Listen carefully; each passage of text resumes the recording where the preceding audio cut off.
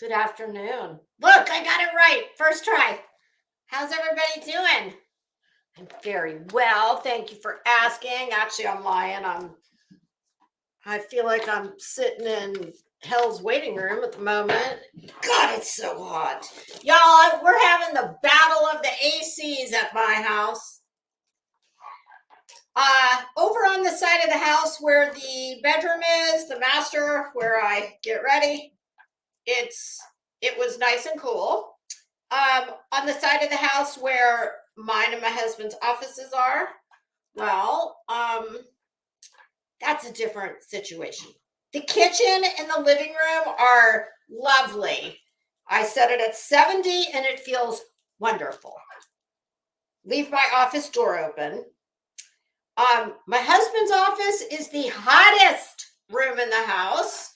His is on the other side of my office, but my office is also quite warm. And we do have two different units that run that side and this side. Well, my husband came out about, 30 minutes before this live was scheduled to make himself something to eat in the kitchen, and a mantra that is repeated often in this house: Jesus, it's freezing in here. And I nicely said, well, honey, your office is the hottest room in the house, so it ought to be lovely over there.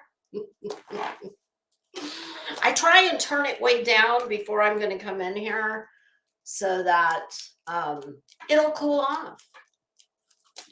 Oh, hold on a minute. I'm not even in the part of the comments where I can see you guys. Okay. I was still on the brand side of that's what it's called, the StreamYard interface. So let me just say hello to all you lovely people that are nice to be here. I apologize for being a few minutes late. I was running back and forth and back and forth. I had a couple little things I forgot on the other side of the house. And then I thought, just when I was getting ready to push that button, I thought, well, I might be in here for a little while, and I've had several cups of coffee, so maybe I better go to the bathroom before I walk in there. So I apologize for being a few minutes late. Hello, Kathy Pease. How are you, girl?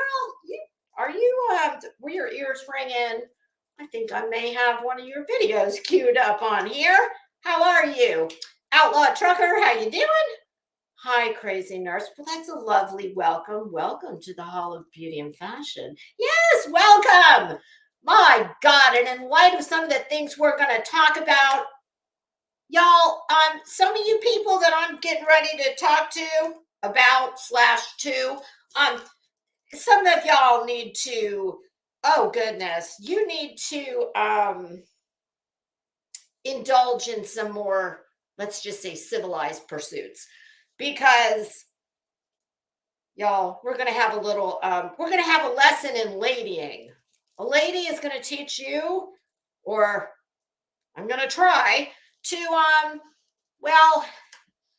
not a miracle worker, so I shouldn't say I'm going to teach you. I'm going to point out some things that a lady does not say and or do.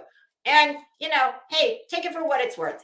If you want to look like an uncivilized, low rent, trashy bitch, well, carry on as you were, as they say in the service.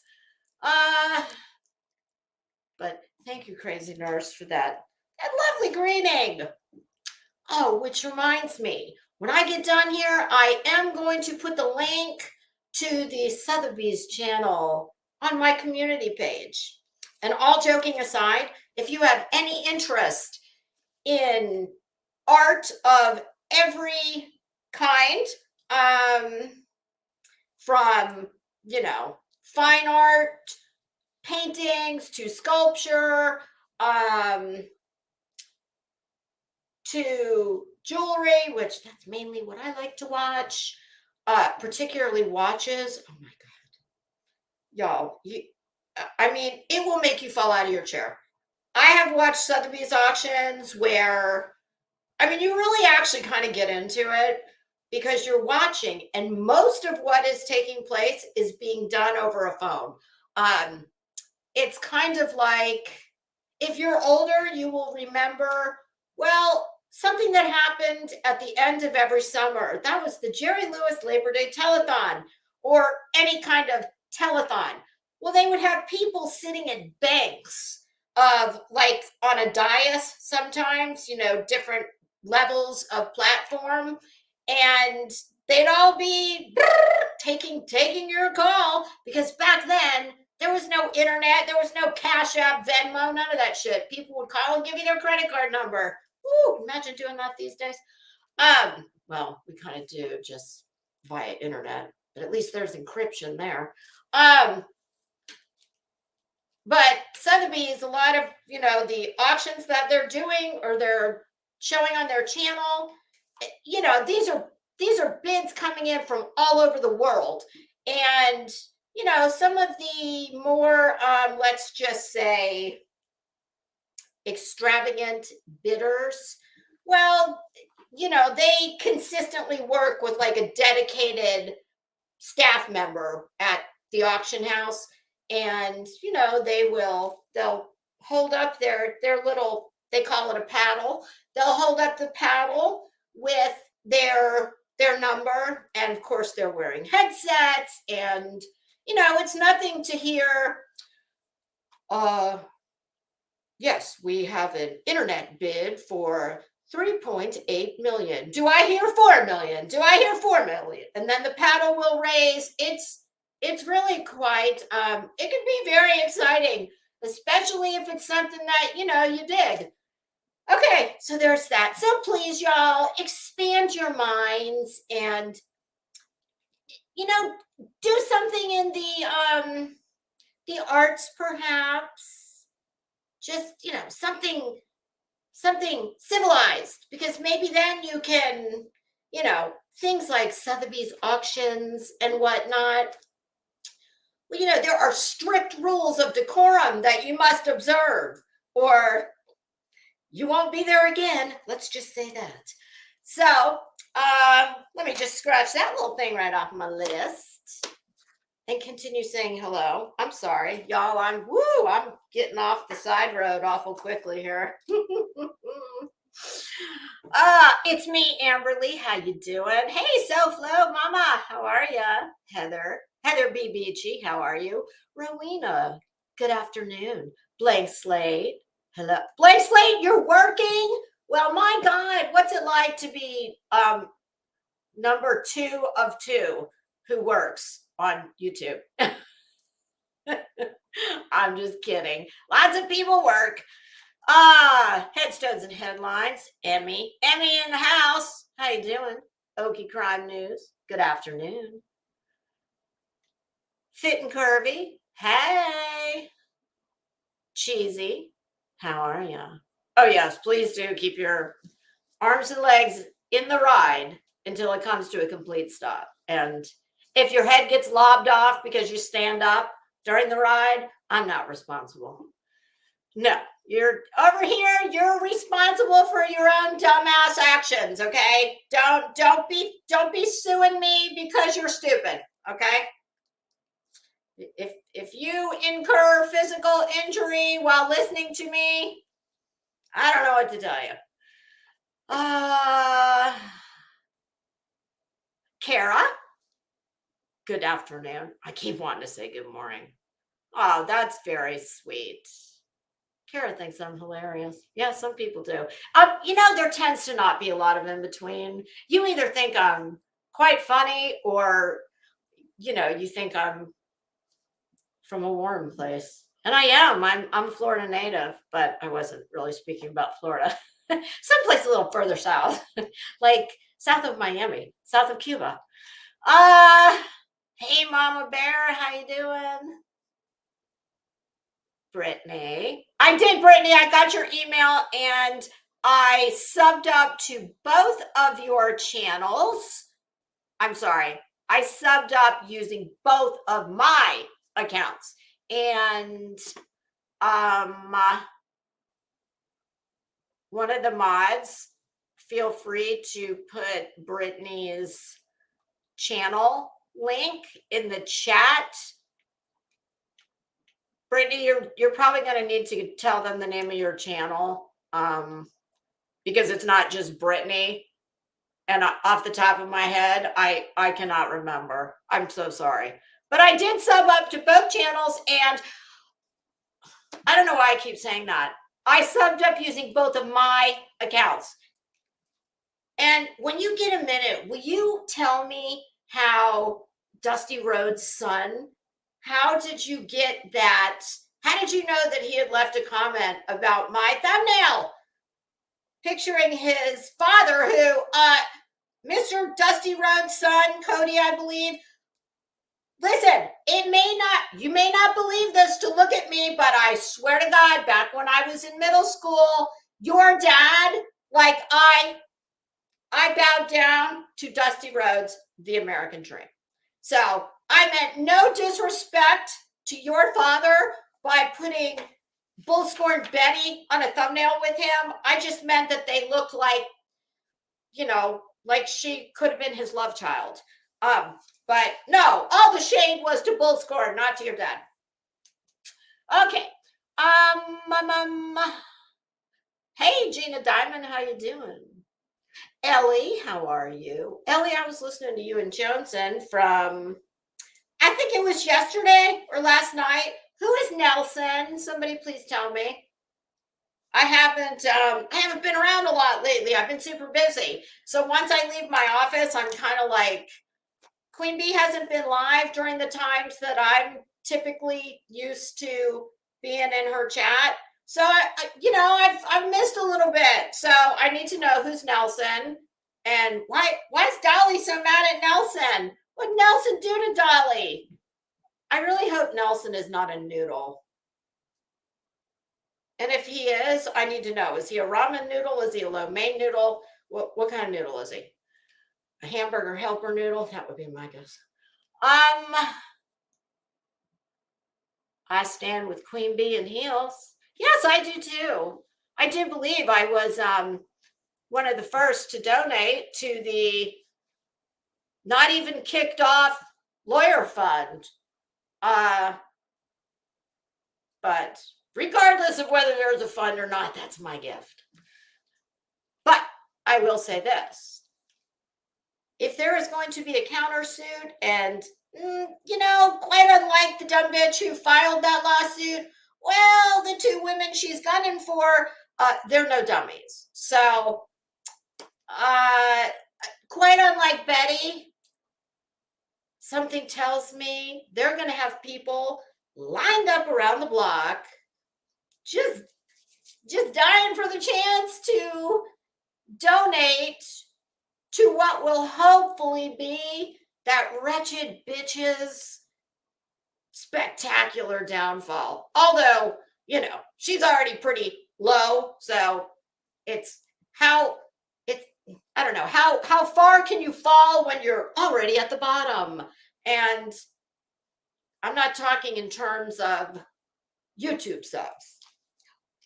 No, I use a much more important and practical metric when I make a statement like that. You'll just have to, apply it to however you do it.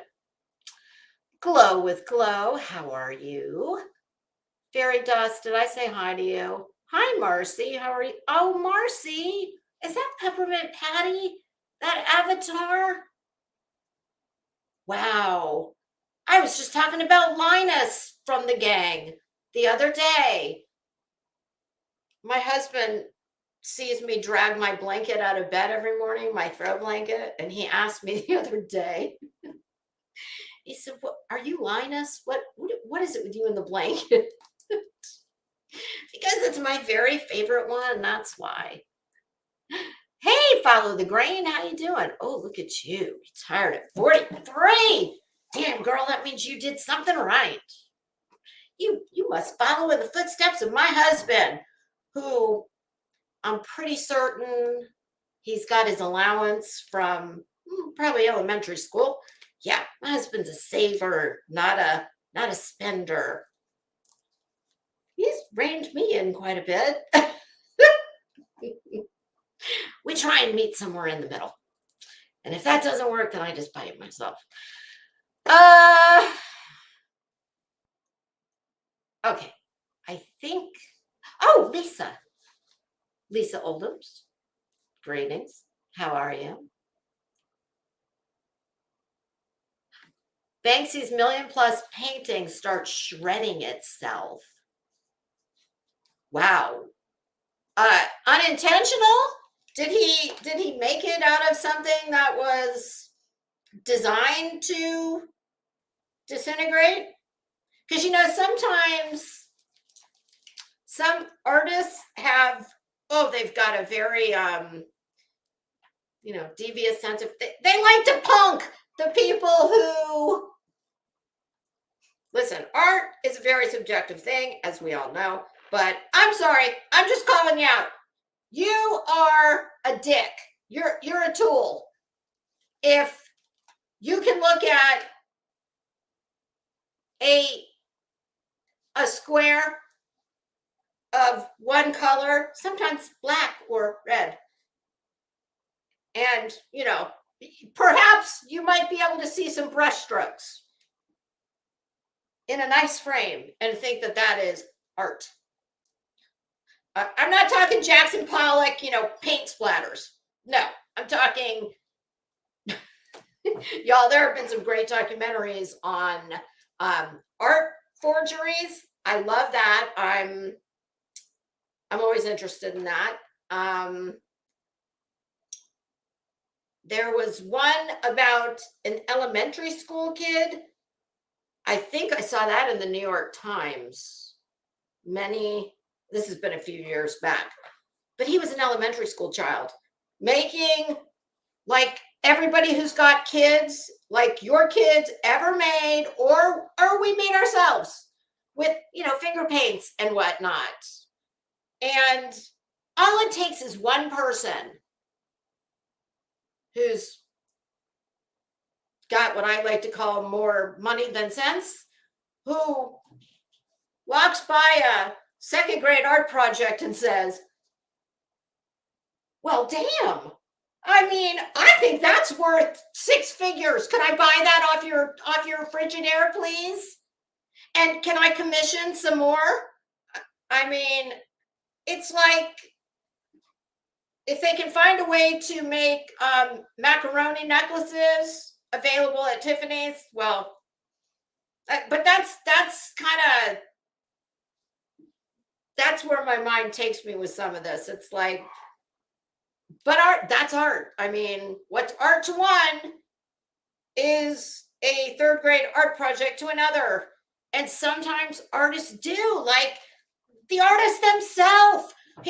Artists are usually people who are highly, highly artistic and talented, are, sometimes they're a little bit mad scientist. And it has actually been the case more than once in history where someone who is selling art for obscene amounts of money that they themselves will tell you, no, I don't consider that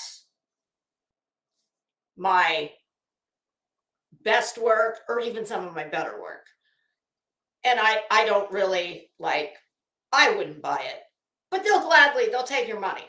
But so when I hear something like that, it wouldn't be completely out of the realm of possibility that, maybe they were just punking, like, well, hey, you're an idiot who bought this for a crazy amount of money.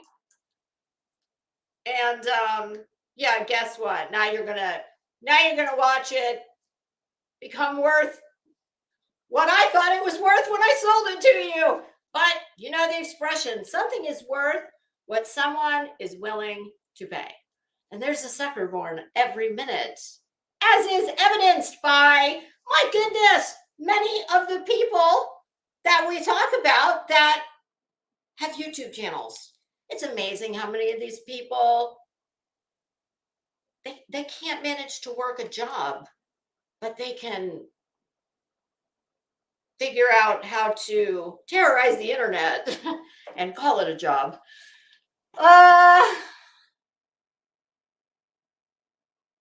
Hi, Zen. How are you? Hey, did you stop by Betty's yesterday? Remember when you told me you were off to make people beautiful? And I said, stop by Betty's. She needs you. Wine, crime, and mayhem.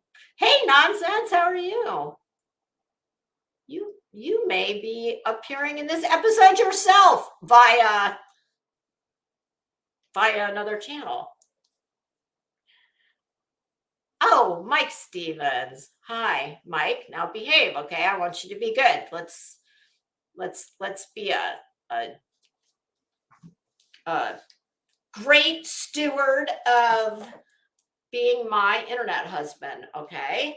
So be good in the chat, Mike. Mike, for those of you who may not know, Mike is a diehard Bullhorn Betty fan, okay?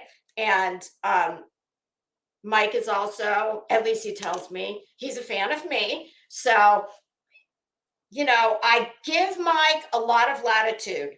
I let him, you know, we let Mike say whatever he wants, as long as it doesn't, like, you know, start making you guys crazy.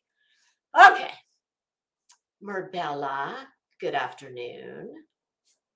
TT, the good Tiffany. That reminds me of that channel. I think it's called Betty with the Good Hair. Or it's I don't know if it's just a sub or if it's a channel, but I love that name. Okay, I think I'm oh, hey kid, how are you? Mother of two boys. Welcome. That's a new name, I think. Welcome. Okay, Chaos. Hello. All right, y'all. I apologize if I missed anybody. Beer Can. Did I already say hello to you? I don't think I did. Hello. Okay. I think I'm back up at the top now. All right, kids. Let's hope that the chat is somewhat cooperative today. Yesterday, the chat disappeared for me for about an hour, give or take. So if y'all see that I am not, I mean, let's face it, I am not the best at interacting with the chat once I get rolling. But I'm never ignoring you. So fingers crossed, okay? Poorly tan. Oh, I wish there was a way. I need to get this. If somebody could figure out how to perfect this so you don't look like you have scurvy or leprosy when you when you fake tan, like that's I had to fill this in this morning. When you fake tan, you guys, the first place where it starts really getting funky looking as your skin cells turn over, your hands and your feet. So I actually have a little brush where I can, you know, put a little bit of body makeup on where it starts looking really bad until you get the chance to go in and scrub the hell out of it with a washcloth or a loofah. Okay. Yes, Crazy Nurse. YouTube is having major issues with the chat. I don't know what it's about. My Schlumberger book of this morning, I actually saw this exhibit. This is from the Virginia Museum of Fine Arts. Bunny Mellon left a very large part of her Schlumberger jewelry collection to that museum in her will. I was just looking for like a really spectacular when you're Bunny Mellon, as in Carnegie Mellon, when you're Bunny Mellon and you're a fan of Schlumberger, well, you can commission custom pieces. And Bunny was a huge fan of animals, and she commissioned a lot of animal. I mean, this isn't particularly my cup of tea, but it is stunning. I'm looking for one good one to show you before I put the book up, and we visit that another day because we have more important things to talk about. The book honestly does not do. Oh, well, here's one. Like I said, It's not my cup of tea, but you see the koi fish? It's a brooch. It's coral and diamonds. It's really beautiful. Okay, so there's that. Oh, and I checked my mailbox right before I came in, and drum roll, please. Brrr. For those of you who care, guess what time it is? Well, they used to call this the twice yearly sale. Now I guess we're calling it the anniversary sale. Nordstrom. And there's one thing in this catalog I wanted to point out because I showed it to you yesterday. I told you it was one of my favorite things. And, well, would you look at this? It made the Nordstrom anniversary catalog. And that is the Pura scent system, the diffuser. I told you it, you put the cartridges in and you run the entire thing off of an app on your phone. Well, Nordstrom has got a deal going on, although I don't know how much of a deal it is, because if you're interested, check Pura's website before you buy it here, because, actually, that probably is a deal. Wait a minute, let me see. You get the diffuser and you get 4 cartridges of Capri Volcano. Woo! That is that. If you've ever been in an Urban Outfitters or an Anthropologie, and they kind of have a signature fragrance that you smell when you walk in, that is Volcano from Capri. Usually it's in like a cobalt blue glass.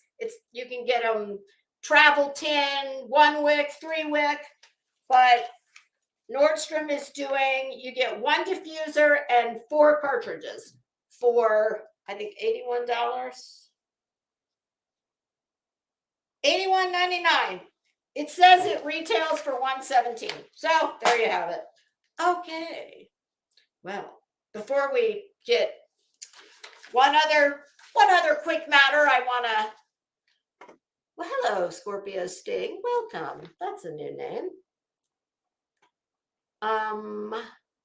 Oh, Kara, Volcano. I love Volcano. Y'all, Volcano is, if Hawaii has a smell, it's Volcano by Capri. It's like plumeria, and it's just everything good. Hey, Bash, how you doing? Ange Carter, how are you?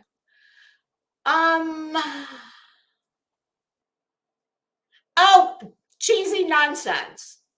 I mean, nonsense to your comment. You all, well, listen, y'all are here, so gosh, obviously you're somewhat cultured. Okay.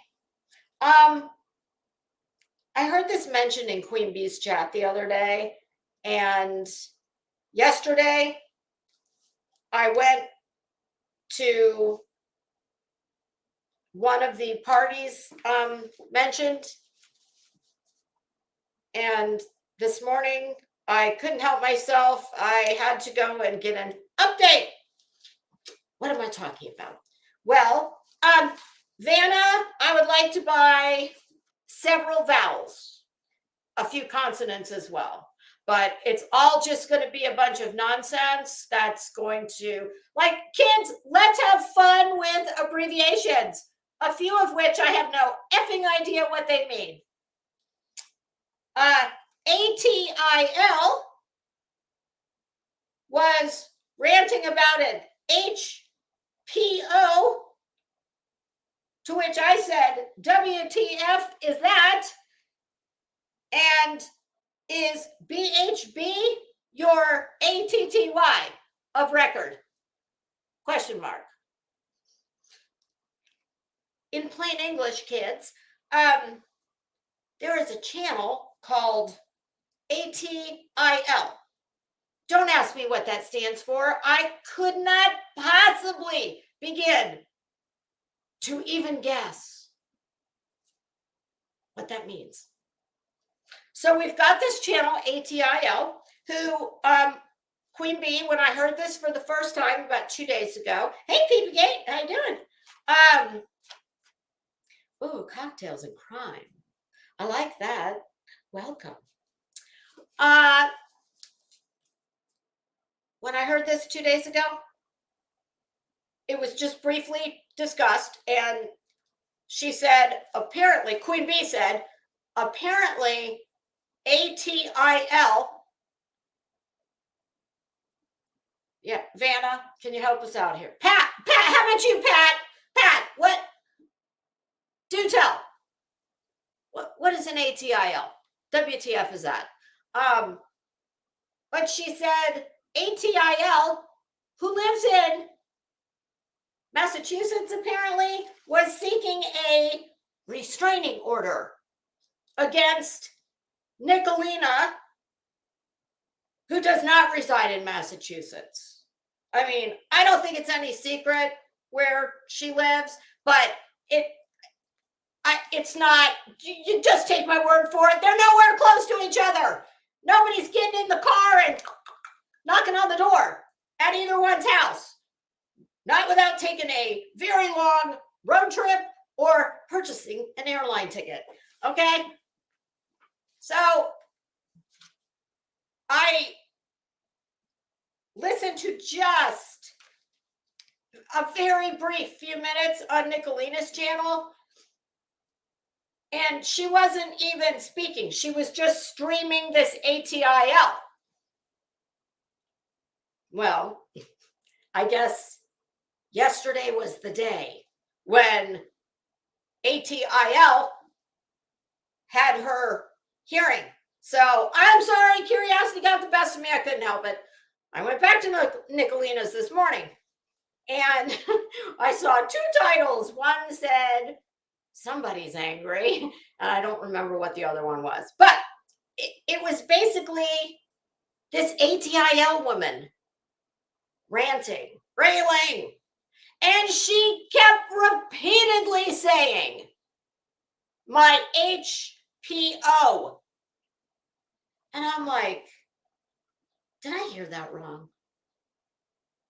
And I was going to, back it up and rewind it. But luckily for me, in between the time I was getting ready to rewind, I ran into the kitchen to nuke my coffee for about 30 seconds. And she had said the same 4 letters again about 87 more times in that 30 seconds. So I didn't need to rewind. I was very clear that she was indeed saying HPO. So I'm sitting there going, WTH, WTF is an ATIL looking for an HPO. And then, of course, I'm like,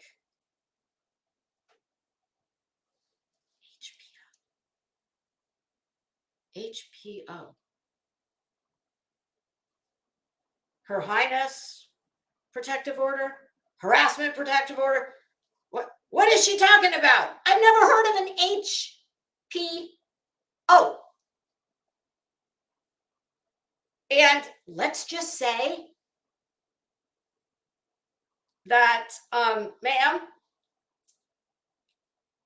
you might want to just ratchet it down just a little.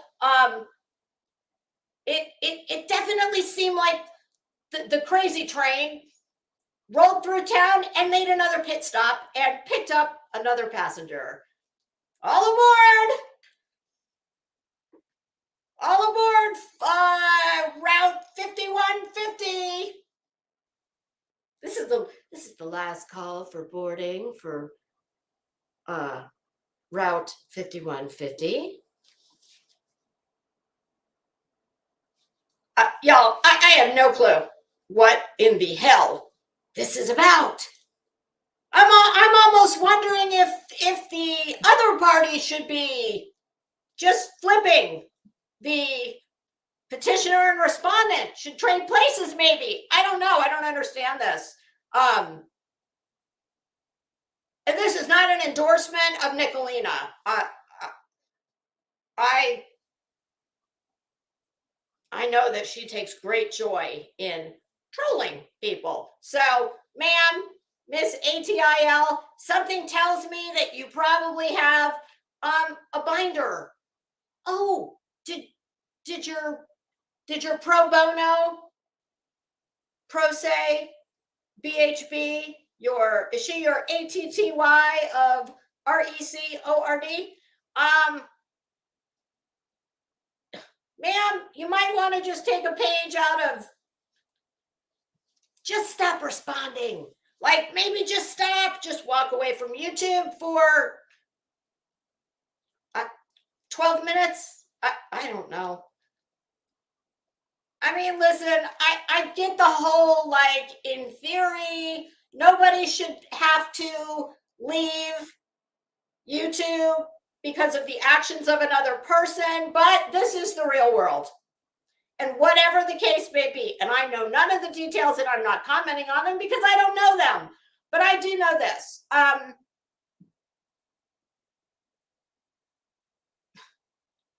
Everybody,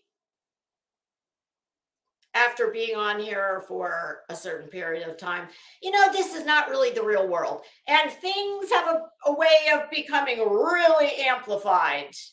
And when that happens, it's very wise to get to just step back, get a little perspective, and oh my God. So that run with scissors, that was one of my guesses. Harassment. I was just being a smartass. I didn't think there was. Okay, there you go. A harassment protective order. Okay. Oh, all things in life. Okay. I don't know who she is. I don't know any more about her now that I know what, Vanna's turning of the letters. That doesn't help me. I don't know. I just know that people need to stop. Listen, it's one thing if someone lives relatively close to you, like they could reach out and touch someone without having to buy an airline ticket to do it. And here's, no matter what, here's what the lady was saying. Well, she didn't go. She didn't bother to go to that hearing because she was railing about, well, you violated the order, so it's a waste of my time, and I'm coming after everything you own, and blah, blah, blah, blah, blah. Can you see why I thought maybe, did Bullhorn Betty hold like a DIY pro bono? I mean, pro se. How to? Did she hold like a seminar for people who want legal advice from someone who knows jack shit about the law? Did I miss this? Because that's the vibe I'm getting. Yeah. People stop abusing the court system over YouTube bullshit. I mean, if you really truly are in fear of your safety, well, I'm sorry, I'm not a judge, but I can damn sure tell you one of the first things said judge is going to ask you when you're there for your permanent injunction. Because most places will give you either 10 to 14 days. What do they call that when only one party? Ex parte. You will get a 7 to 14 day ex parte protective order before you then have to go to court to make it a permanent injunction. And I promise you, one of the first things the judge is going to ask after trying to more than likely interpret your petition that's more than likely done in a broken crayon, my guess would be, they're going to ask you, well, ma'am or sir, have you attempted to diffuse the situation by maybe not going on YouTube for a little while to see if that, calms things down? Oh, you haven't? and you live how many miles apart? Denied. I mean, you, and I actually believe the woman really does seem to think that, oh, well, I didn't show up. I didn't pursue this because I got something, much bigger coming down the pipe. Yeah, it doesn't look good for you. Anytime a judge sees that you just did not, you just let it go. Well, I mean, come on. Okay, so that's all. That's all I wanted to say about that. I just didn't really didn't get it. Okay. Oh my goodness, look at this. I am scratching several things off my list and we're well on our way. All right. So I said I was going to let you guys pick. So, Vanna, would you like to spin that wheel for us? Here's your choices. Oh, how am I going to know? How am I going to know? I'm not going to go back and count the votes. Well, here's our choices. Heels in the Air, her video where she was giving those of us that don't watch Dolly and his Mensa panel. Yeah, she was helping us out and giving us what did Betty call it? A palatable.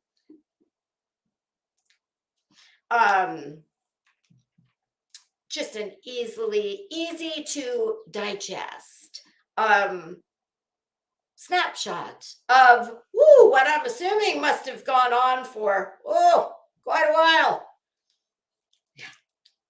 Of the Tina, yeah, it was paper cut Tina,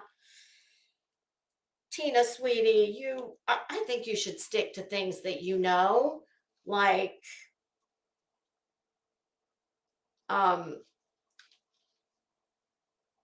camisoles, tight jeans. I do have to say, Tina, you are somewhat graceful. I mean, girl, it's not easy sitting on the floor in your tight jeans and your camisole top and, popping up at appropriate places for maximum visual appreciation. Tina, you are rather skilled at that, girl. I mean, boy, I'm thinking you might be able to find a way to, I don't know, maybe you could have a seminar of, cougaring, how to catch the eye and maybe the heart of that oh so sexy YouTube or other social media content creator. Yeah. Maybe you should stick to that because clearly, sweetie, missing persons cases, and I would say true crime in general. Oh, they're not going to be your forte, pumpkin. No. And you were kind of the boss of that part of the panel at that point in time, based on the clip I saw. So, I'm sorry, sweetie. I'm just calling it like I see it. Oh God. I mean, many of these people, they don't have enough sense to be embarrassed for themselves. So I have to do it for them. Yeah, secondhand embarrassment for sure. Gina thinks Tina is a fox. I was thinking more cougar. I hate that term though, cougar. But I have said, and I'm going to say again, listen, just because I talk smack on you doesn't mean I won't give you a compliment when it's deserved. I think that Tina is a very attractive woman. I think she's, I think in her 60s. She does look great. Yeah,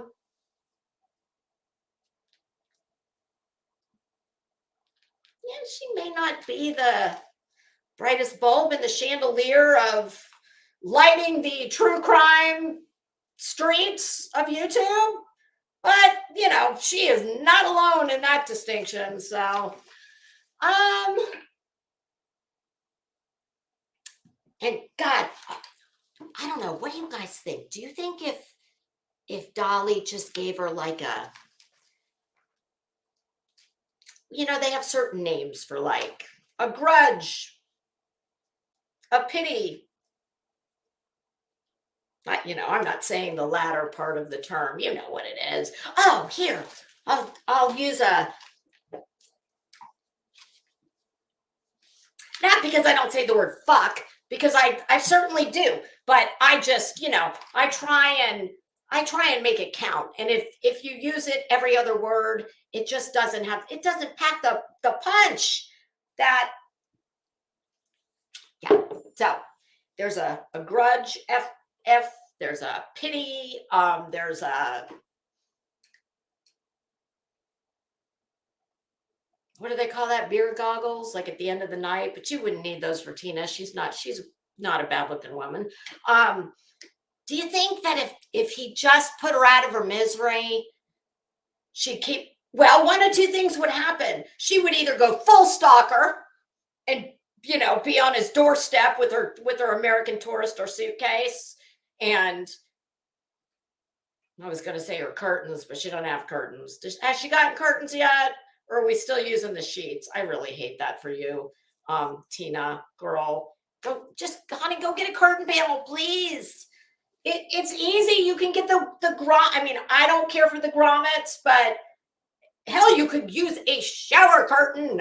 They make some lovely shower curtains. I know, because I just bought one for my guest bath from Home Goods.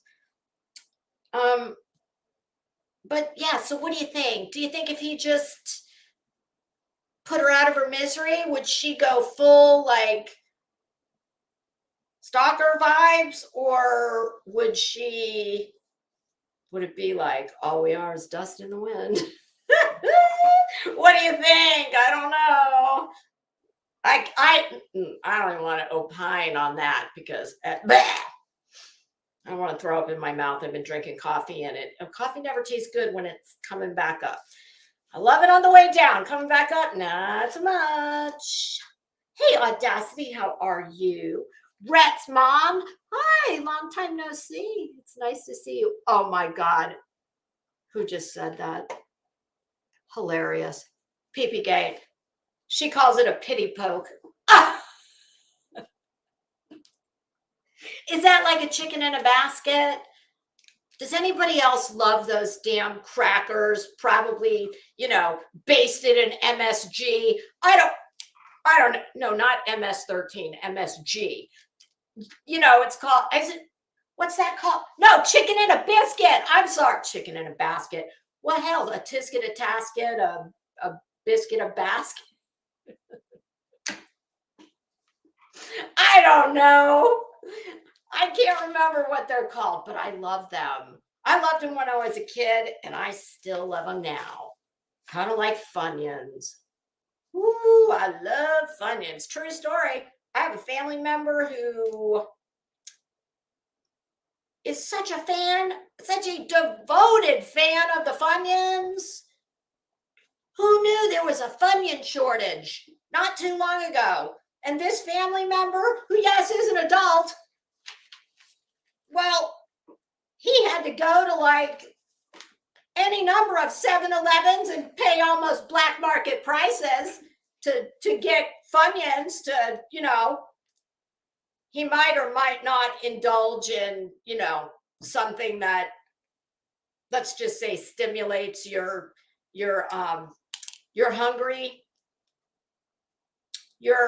hunger sensors.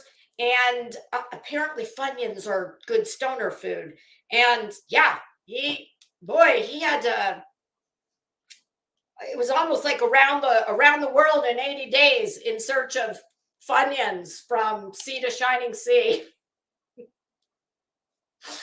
Oh, but you know, they're kind of like chicken in a biscuit or a basket. Same, to me, it's kind of the same thing. You know, Franken food. Not like I could be talking. Trust me, this girl exists on Fruity Pebbles. I did buy some Lucky Charms too the other day. My husband always knows when he said I'd leave a little like trail. Instead of breadcrumbs, it's Fruity Pebbles. And it's true because I'll put my hand in the box to eat them, just when I need a little snack in between the pregame snack before I mow through a pallet with the actual milk. I keep a box where I could just, put my hand in and do one of those as I'm walking by. Well, as you know, Fruity Pebbles are very, very teeny weeny tiny and they fall all over the floor. And unfortunately, my little dog is also not a fan of Fruity Pebbles, Glow, so he won't eat them. Now, when my big dog was still alive, forget about it. There's nothing he wouldn't eat.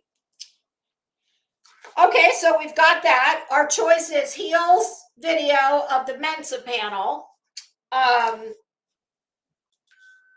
Nunya's community post, I'm going to read.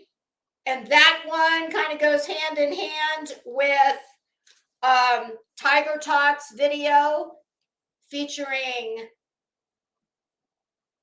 Veda, Manatee Molly, and EKC People Suck. Oh, and girl, goodness gracious, Kathy P. I believe it was your channel that I left a comment on. I saw you were doing some commentary on EKC, and I think my comment said something about, oh my goodness, EKC, girl, are you trying to be the understudy for Elsa in the off-Broadway production of Frozen? Or are you trying to play the part of Bullhorn Betty's hair once she goes totally bald, which TikTok, it's not far off. I didn't realize it was a wig. Thank God. Kind of. Thank God on one hand. Thank God that that's not your real hair, because while the color was a very lovely shade of, it was like a cross between platinum and gray, but it was quite damaged looking. Ladies, please, I behoove you. That's for you, Betty. And yes, I know that's not the proper use of the term behoove, but neither does Betty. I mean, no matter how many times I've told her, along with everybody else, oh girl, I was going to say, I behoove you to go get a wig that didn't come from friggin' Party City. But thank God I found out that was not your real hair. But ladies, if you're going to wear a wig, and I'm a huge fan of wigs. I don't wear one, but I have, mainly just for fun. Thank God I didn't, have to wear one. But, wigs, they run the spectrum from Party City, low rent, off-Broadway understudy for Elsa in Frozen to, incredibly expensive lace front Beyonce number. So if y'all are going to wear wigs, I would say quality over quantity for sure. But on the good news, the good side, it was a wig. So, thank God for that. But Veda and Nunya's post are kind of tied in together.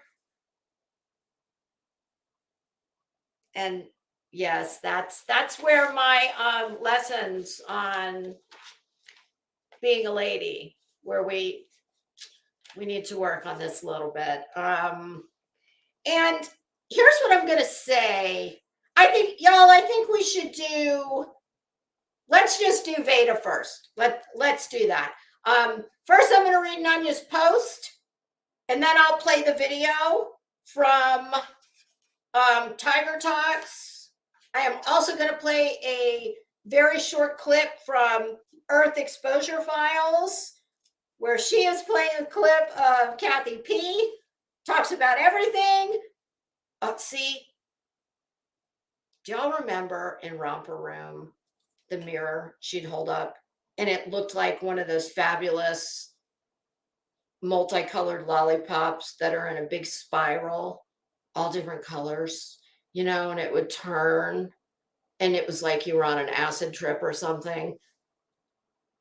So we had Earth playing Kathy P, playing Veda, and now it's going to be me playing Earth, playing Kathy P, playing Veda.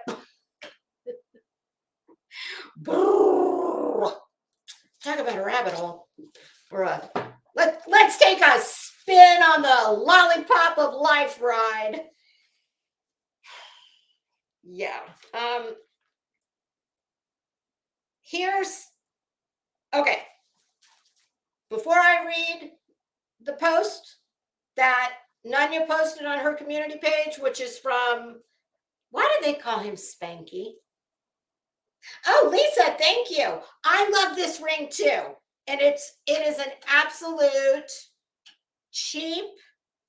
I mean, it's so cheap that it's turning like 10. I don't know, it's probably 10. Well, but I love it because it's a stretch ring, and I love the leopard. It's like Cartier vibes. Although that's a panther, but I'm gonna wear this thing until the elastic strings just break. So can somebody tell me, why do they call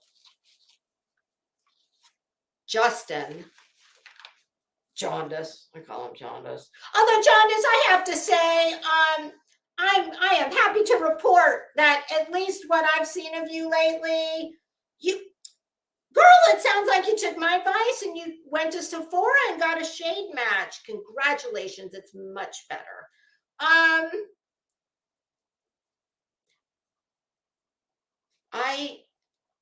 Oh yes, Zen. You can see my cheetah print pillow back there. I love animal print. And the key to animal print is in moderation. There you have it. And I think if you keep it as close to the original wearer, that being the animal, the better. Now, sometimes I like a pink leopard or cheetah. I do not ever like pink zebra, and I don't wear zebra. I don't like zebra print. To me, zebra, I mean, come on, you're speaking of when comparing all these majestic, gorgeous big cats, leopards, panthers, cheetahs. Who the hell wants to wear a zebra? I mean, you do you. But zebra, to me, zebra can look real cheap. And for God's sake, if you're going to wear it, please do not wear neon pink zebra or like chartreuse. That's the only way to make it cheaper. But yes, I love animal print. So yes, if anybody could tell me why they call him Spanky, because I don't get it.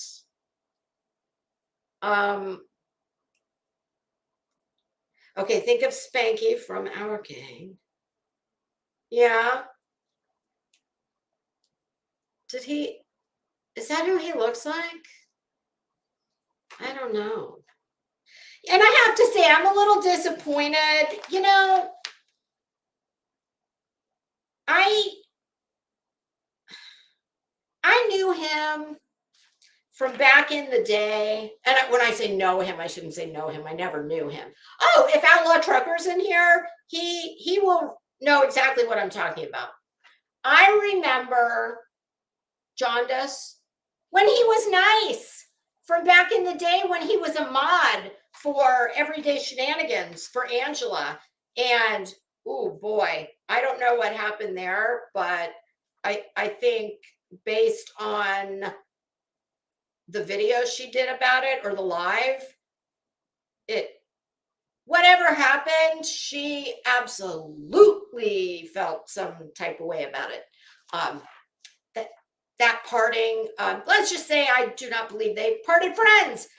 And what it sounded like to me was that he kind of inserted himself into her channel and got real buddy with her. He became a mod, and I think it was all kind of, if I'm remembering correctly, kind of, it certainly sounded like he did that to put his name and face out there. And I probably shouldn't say any more about it because I am really absolutely speculating. But that was my first exposure to him. And I remember when Molly and when the Hogs, oh, Diamond Cutter, hey girl, I was actually listening to you before I came in here talking about Laredo and flying private little tiny planes to, where'd you go? Was it Tijuana? Is that where you went? You were talking about Beth Chapman. That was a very nice tribute to her. She did seem like such a sweet lady. She really did. She was somebody who it really came across, and it seemed so sincere when Dog the Bounty Hunter was at its heyday. And you really, I mean, I might be naive about a lot of people in reality TV, but not nearly as much as I was after running around this place, because this is kind of like a ghetto version of reality TV. But she just always seemed like a really sweet person. Like she really did sincerely care about people, even the people who they were hunting down. So good for you. That was a really nice tribute.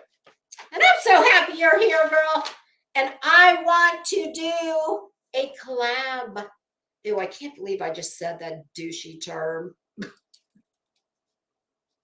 Let's collab. I think we should do a parody. We should do something funny. I really want to do that. So I think I left my email in one of your videos in the comment section, but you can always email me, crimesandfashion@gmail.com. Okay, so what the hell was I saying? Before I got distracted by the diamonds. Okay, so when the Hogs, oh, that's so apropos. When the Hogs went to Rogersville, Tennessee, the first time, when they got Don and Candace fired, I remember seeing Justin when those assholes were out acting the damn fool, yelling and screaming and carrying on in front of Don and Candace's house. And can I tell you guys, as someone who's been there, don't ever doubt that was only done in an effort to call viewers and money on YouTube, because Don and Candace's Ben Hill Road, most especially the part of Ben Hill they reside on, when I tell you, it is, I mean, to me, I was in a huge truck and I did not see how two cars could pass going opposite directions on that road. I was a little freaked out. And there's not, and this was in the winter time, just like when they were there, there is not. The only people that would have seen and or heard them are people who live on that road. who already knew Summer was missing. They were not bringing awareness to jack shit, except their bank balance. That's all that was. Okay? So don't ever think that them standing out there screaming and carrying on, that anybody but Don and Candace and maybe Jody Sue saw them and or heard them. Okay? And that's a fact. And if anybody doubts it, maybe one day I'll put my footage up. I have never put it up because I've never really had a reason to. But never say never. But what I was going to say about that, hi, Sally. Oh, a BHB and Molly parody. Well, we both have hair. Listen, she and I both have hair that, no, well, I'll have to go get a wig from Party City. I want to play, I don't know if I can play Betty. I don't know if I can play Molly either. Shit. We might have to rethink this parody thing. I'll take one for the team. Sally, how are you? What I was going to say is when they were there, I remembered this. Jaundice was in the background and he was not speaking. He was just kind of pacing back and forth. And I thought to myself, oh my gosh, what's Justin doing there? Oh, I swear that he's that nice guy from Everyday Shenanigans. I didn't know he knew them. Why is he there? And I swear to God, that is hand to God. That was what I knew of him. I didn't know he knew Molly. I didn't know any of that shit. And back then I thought he was a really nice, like he seemed like a really kind, he was soft-spoken, especially on Angela's channel. And I just thought he was, listen, I love a gay guy. I told this story before. I had a gay work husband. Paul, if you're out there listening, I miss you. Like, I love me a good gay, okay? But boy, was I wrong. Holy shit.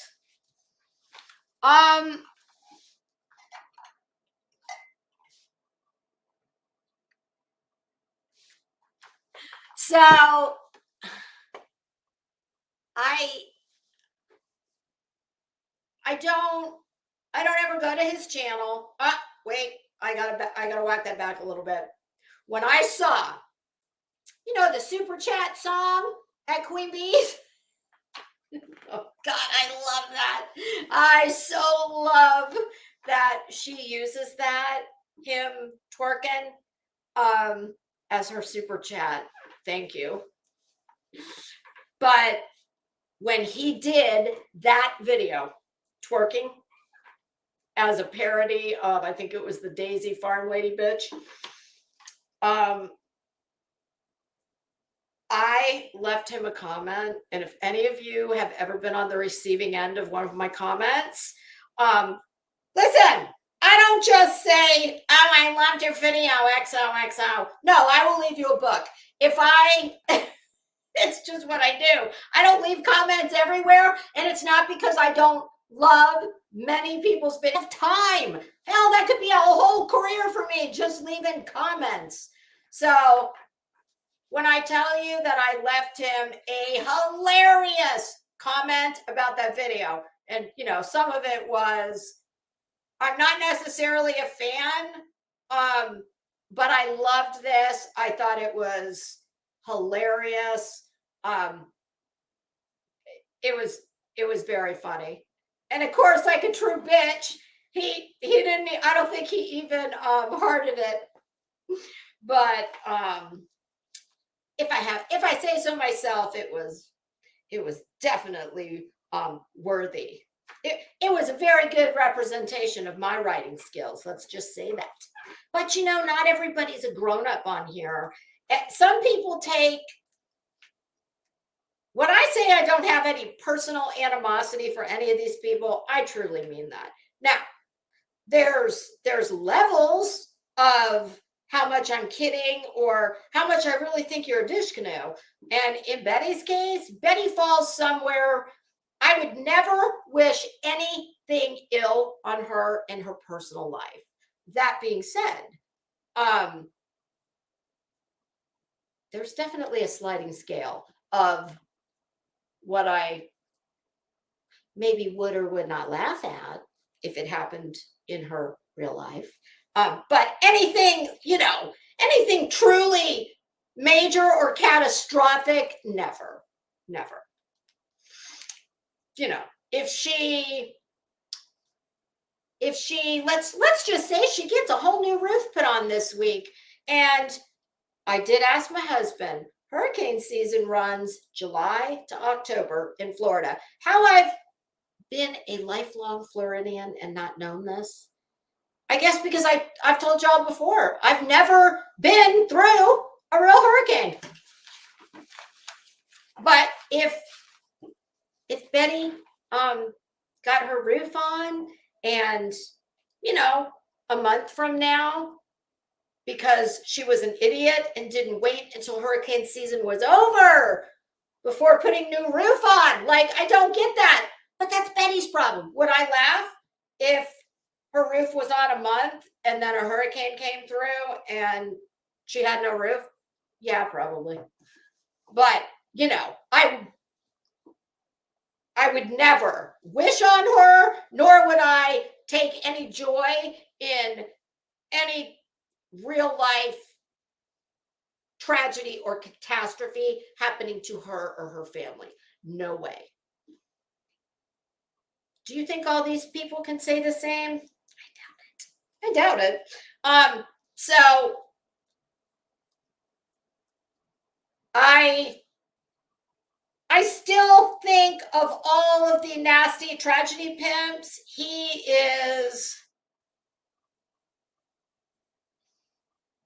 does a lot of grimy shit. But, like Kylie Rodney and trying to unblur her watery grave video, that's disgusting. And other things in that vein that I'm just not thinking of at the moment. All of this was to say, I don't watch him. I don't find people enjoyable who don't speak the same English language that I speak. And he does to a point, but he just doesn't sound like the brightest bulb in the chandelier. Now, I can deal with somebody who's not the brightest bulb in the chandelier if they've got other, like, an overabundance of other qualities, like, they're really sweet, or they're very kind, or they're very generous, etc. I don't really see all that. So I just don't mess with him. If I don't like somebody, the only reason I'm going to listen to them is to review them. That's it. I don't go to people's chat to start shit with them. Like, that's not what I do. So when I saw NUNYA's screenshot of his community post, which, by the way, I don't know if I was on the wrong channel. I went to Justin for All. Is there another channel where I could see it in its entirety? Because I didn't see it there at all. And the screenshot from NUNYA's, there's some of it that's cut off, but it doesn't matter because the gist of it is there. So I think what I'll do is I'm going to read that. I'm going to then play the video from Tiger Talks featuring Jada, the pig Molly. Molly, you are a pig. You truly are. And Veda, listen, here's what I'm going to say about Veda.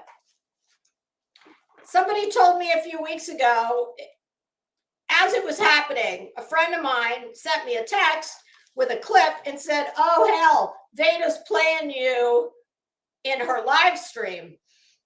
And I just laughed and went about doing what I was doing. The next day, I pulled it up. And I didn't watch it. I watched the very beginning of it. And it was the one where I did an open panel And Steve, I can't remember Steve's last name, but Steve came on, and this was in the uni gate part 487 subsection C subparagraph 2.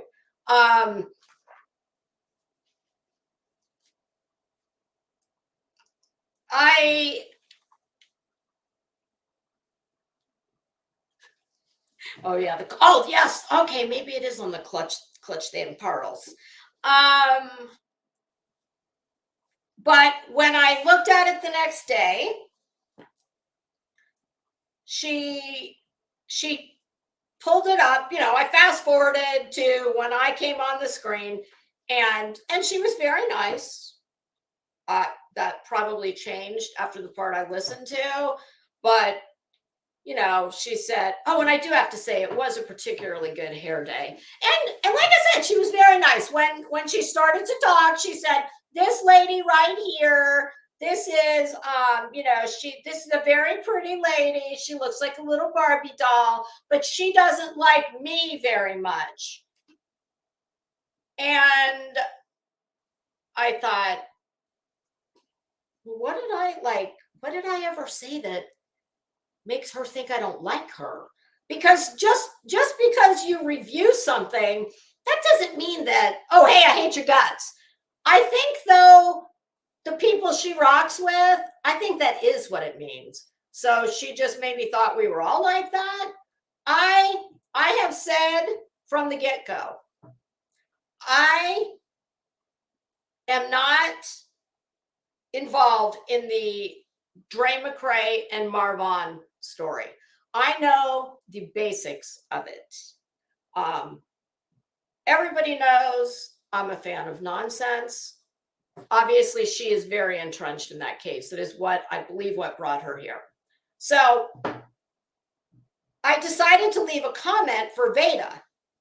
And I never even listened any further than that. And I just said to her, hi, Veda. A friend of mine sent me this clip, and I just wanted to, let you know. I mean, I could pull it up, but I don't need to. If you're curious, go look. It's there. It was like maybe 2 weeks ago. I just told her, I don't have any personal animosity for you. I made a couple cracks, but I'm not involved in all that. And I am friendly with nonsense. I said we're friends. And that was pretty much it. I was basically just telling her, look, I hope you don't think I've had zero interaction with her. There's no reason for me to say I don't like her. And she responded. I don't know when. I checked it a few days later, maybe the next day. And you talk about a book. She left me a book. And she was very gracious in, okay, well, I appreciate you. I don't even remember what she said, explaining words to that effect. And then there was 2 more comments, and it was like this whole thing. I could tell it was almost like she was trying to recruit me. Hey, Nick, how you doing? It was like she was trying to recruit me to see things her way. I'm going to state again for the record, I am not that interested in that, especially in light of who is tits deep, I think is how I put it the other day. But Veda, I hate to say it, but I'm starting to change my mind about what I said to you. I still don't have any personal animosity for you, but Veda, I very much agree with a lot of the sentiment that I hear from people who I consider to be pretty damn normal. And it has nothing to do with the story itself, because I'm a very normal person. I don't know Dre and Marvon. no matter what happens in that situation, I have no stake in it. I wish the best for all involved. So what I'm going to say to you is got nothing to do with that situation. It's just some observations that I'm going to make. And I very much agree, Veda, that I think you are being used by someone who is a vapid pit of need. And I'm not a shrink, sorry. But I do very much agree with a sentiment I hear a lot, which is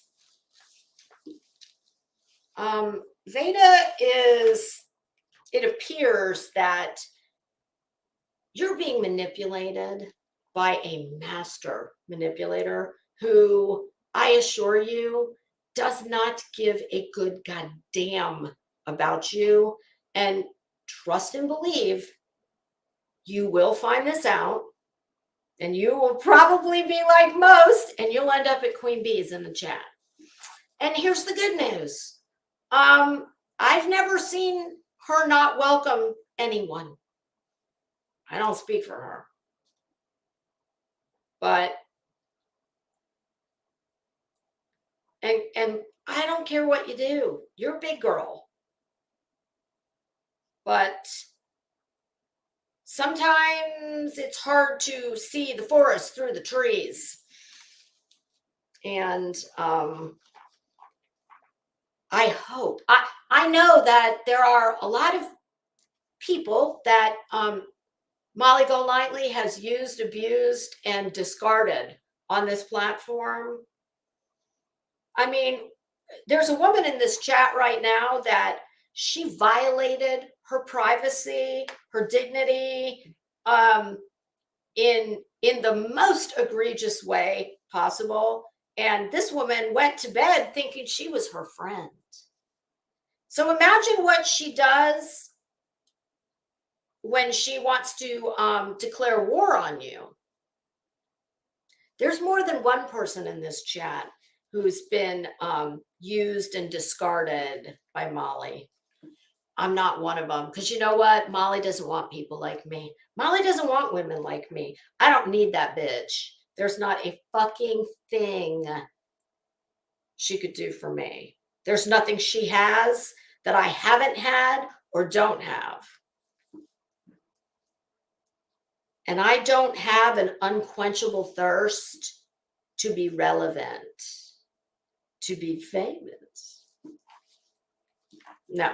So I'm speaking from my life experience. I'm older than you are. I've known all kinds of people in my life. And all I can tell you, Veda, is everyone is not wrong about her and what purpose you are serving for her. I don't know. Thank God I don't have any insight into the inner workings of Molly Golightly. I no, thank you. But I know I've known people like her, and just remember, when you no longer serve a purpose for her, you will be discarded on her heap. So, and like I said, she's got a type. And I think that you, like many people, I don't keep track of your channel, so I'm only able to go on people I know who have kept track and who do pay attention. And you know, the common consensus is that she's given you a little taste of, I mean, I hate to use this analogy because we're talking apples and bicycles, but I'm going to use it anyway. Just think of it on a much smaller scale. Most people are familiar with what they call the Oprah effect. that's when Oprah Winfrey decides that a book you wrote or a product that she loves, she gives you a shout out. And then let's just say it's a company. Then your company experiences this really fast, explosive growth. And everybody is clamoring to get what you've got. But guess what happens? Well, if you don't properly handle the sudden influx of customers and supply and demand production issues, well, there are actually people who will tell you that the Oprah effect destroyed their business because they couldn't produce, they couldn't scale it up and keep consistent. So she's kind of like, I see her as acting in that capacity where you're concerned. She is using you because, as we all know, she can no longer have her own YouTube channel, except for her, children's life coaching channel, I suppose. But she's not supposed to be on YouTube. So she is using people who will let her come on panel and spew her filthy garbage out of her pig mouth.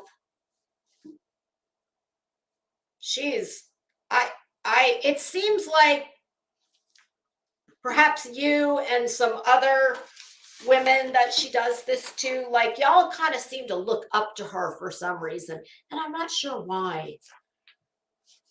That's why I said, y'all need some ladying advice.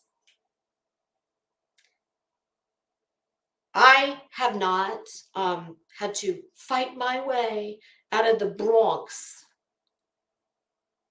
No. Not that there's anything wrong with that. But whatever she supposedly battled her way out of, well, let's just say you can take the girl out of the hood, but clearly you can't take the hood out of the girl. She is no example of feminine anything. And she might throw you a pair of, well, she's probably not going to give you Tom Ford, but she might give you an off-season Coach bag from the outlet, or some of her, what did she say? Her jewelry that would make a drag queen grin with envy. Ooh, lucky you. But it's kind of like she's using you to be a mouthpiece. And I mean, I personally don't get it, but she's done it to many people. So obviously there's something that people see in her that they want to emulate. And here's what I would say to you.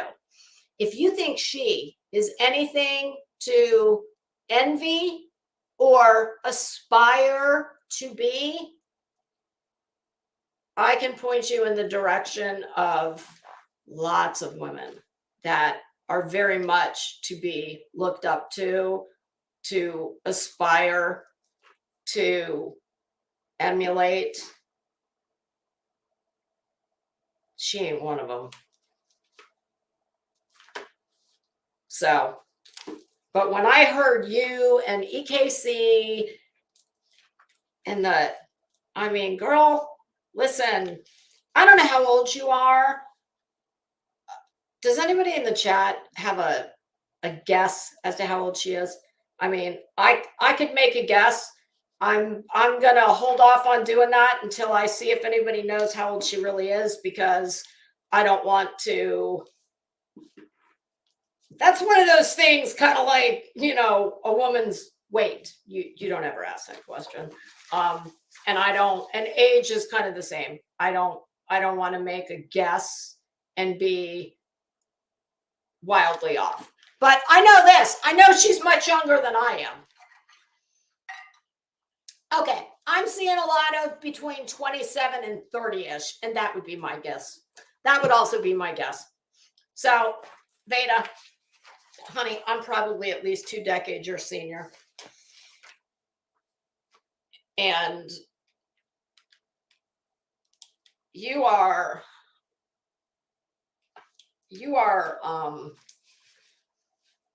well, you're kind of acting like a mini Molly, and Molly's a trash bag. Okay. I don't, you'll hear lots of people say lots of things about Molly. One thing I never, ever, ever, ever, ever hear people saying, or will I ever say, I don't ever hear someone say, wow, she's really classy. Wow, she's really smart. Wow, she's a really nice person. Wow, she's really educated. You know what I see when I look at her? I see a woman who is riddled with insecurities, who has attempted to stitch them and enhance them or make them go away via multiple surgeries. And hey, I don't care. Do what you got to do. But she likes to just because you will act the damn fool and you will humiliate and embarrass yourself to make people pay attention to you, that does not mean that you're famous. You know, Veda, you're not stupid.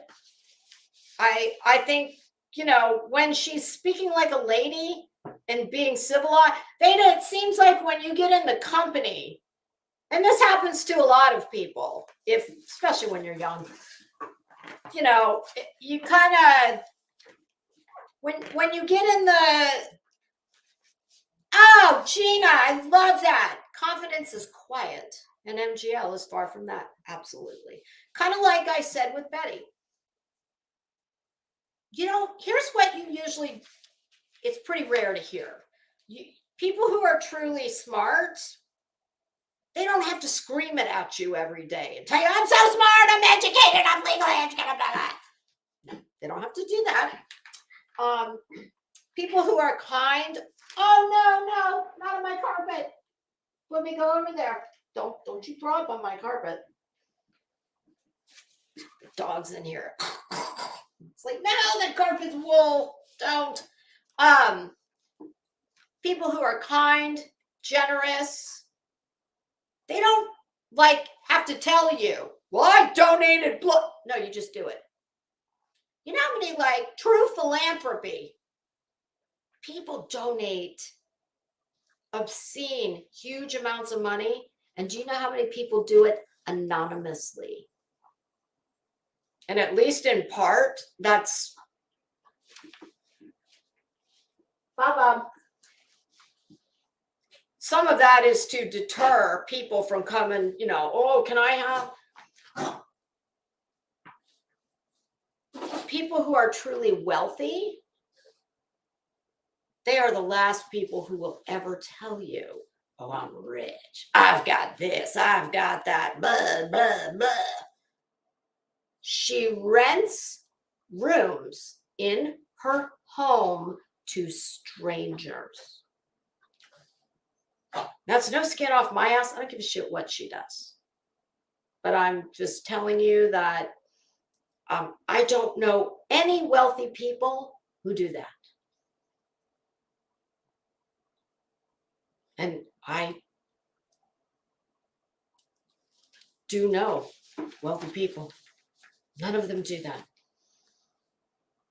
So I have heard you speak where you're, you know, Veda is not stupid. I've heard her where she's perfectly well spoken. But Veda, boy, you're really like, I you seem to be working kind of hard at changing, like people like me who don't have any involvement in this situation and have no personal stake and there's no personal beef with you, who can say, well, listen, I don't have an issue with her. She seems like just kind of misguided and under the influence or the sway of just a really vile person.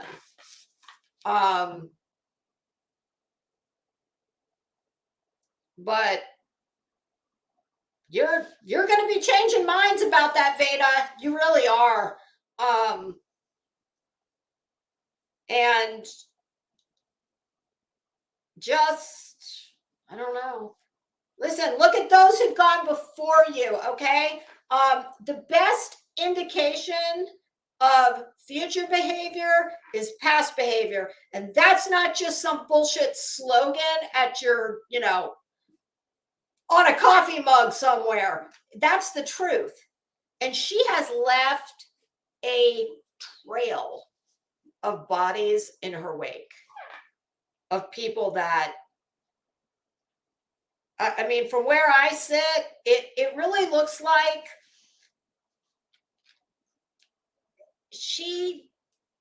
listen, unfortunately, there's people like this in life. There are people who, having friends, that doesn't matter. They're not looking to have friends. It's what can you do for me? And I will, she's cunning. And she picks a certain, she's got a type, let's just say that. And it's somebody she knows somebody who looks up to her for whatever reason. She can be very entertaining. She can be funny. She can be self-deprecating. She can definitely draw you in. But it's not long before the real person shows up. And I'm telling you, you might look at her as a friend. She does not look at you the same way. I promise you that. And you're going to find that out. And I think you're going to find it out in short order. You know when you're going to find it out? As soon as you cease being useful to her. I don't know what you do. Well, Veda, I'm telling you as someone who's older than you, who's smarter than you, and wiser than you. And when I say smarter than you, maybe I shouldn't say that, because that's kind of condescending. So I'm just going to say I'm wiser than you. And I'm wiser than you because I've been on this earth quite a while longer than you.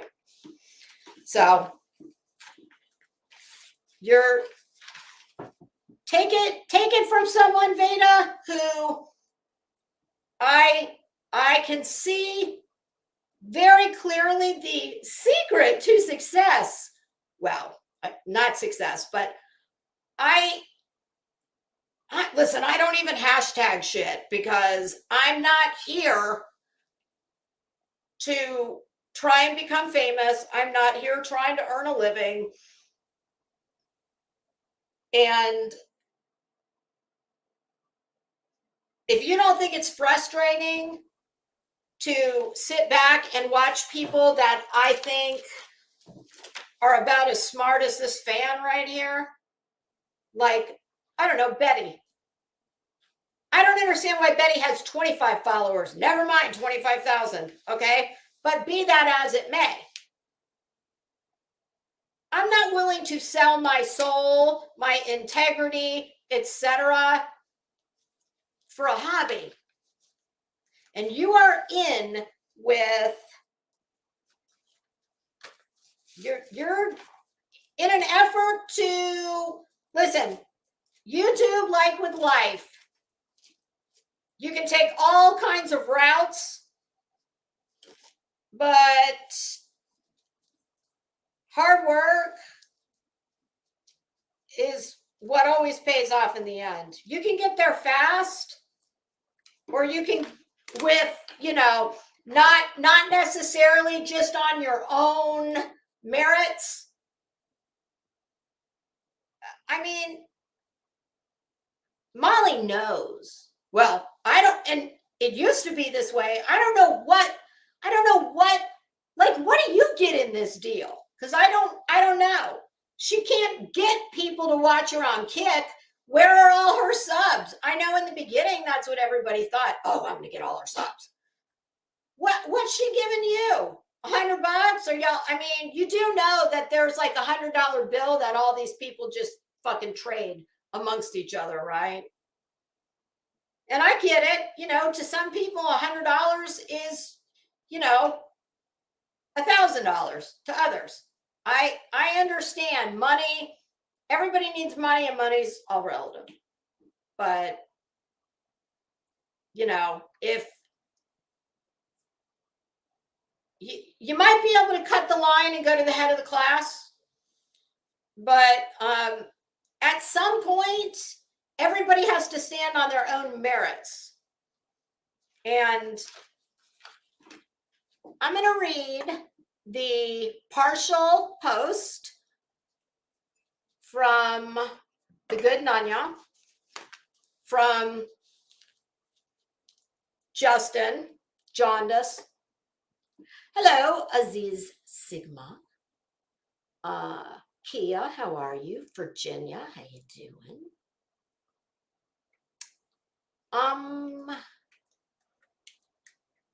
Okay.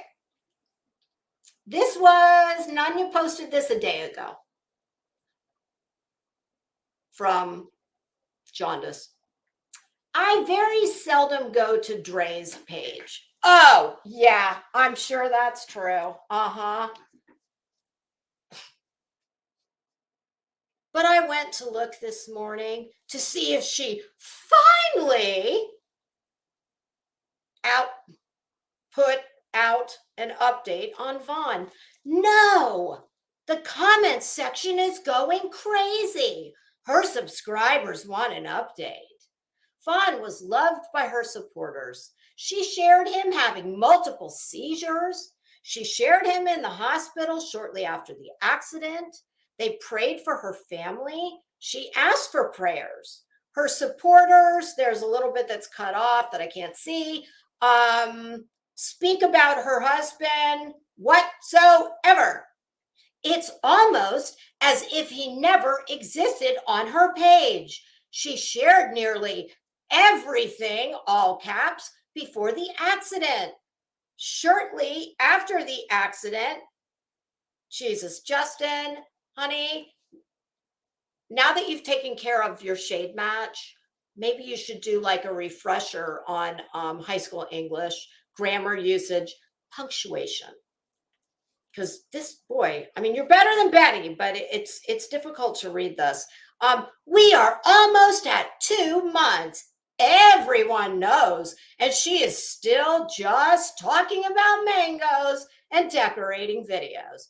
Here is a few comments of people asking. I'm sure they will be blocked. Justin, and all the rest of you fucking nutbags. And yeah, I did. I just threw a big one of these. You need to sit down and shut the fuck up. It is none of your business. Not you, not that blood-sucking viper, Manatee Molly, not fucking EKC with her Elsa wig, not Tube Top Tammy, not any of you. It's none of your business. I don't give a shit if, who thinks that because somebody said prayers for someone that you now owe them an update?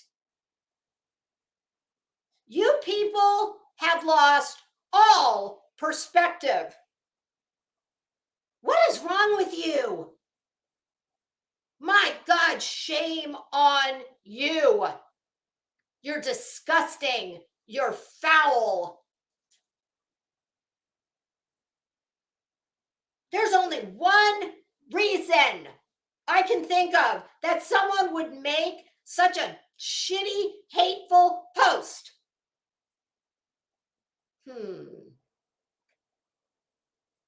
Remember the $100 super chat I was speaking of? Have you blood-sucking grifters not made enough money off of this woman? I mean, what have we gotten to in this world where people think that someone else's tragedy is really an opportunity to get a temporary job?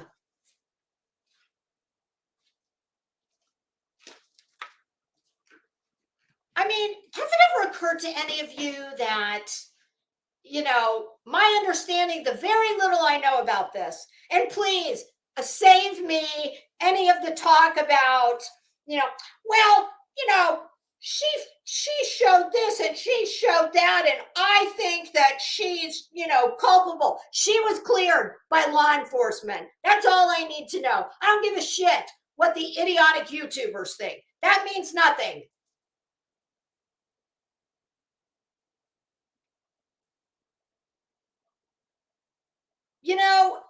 By all accounts, Dre McCray, who I guess is an influencer, a makeup influencer, and is now the sole breadwinner for her family. Well, has it ever occurred to any of you that maybe the internet and her subs were not only a source of income, but maybe a source of support, which I'm sure she is, sorely regretting that choice. I mean, we all make missteps and make bad choices in our life and do things that we, in hindsight, they always say it's 2020. I mean, could it be that? Could it be that, maybe the woman is used to makeup and that community, which, no shade, but trust and believe, the beauty community can be very ugly. But it's a different kind of ugly. I mean, hold on a minute, y'all. My husband's coming out of his office, so I'm just going to shut my door. Oh, come on, sweetie. Okay.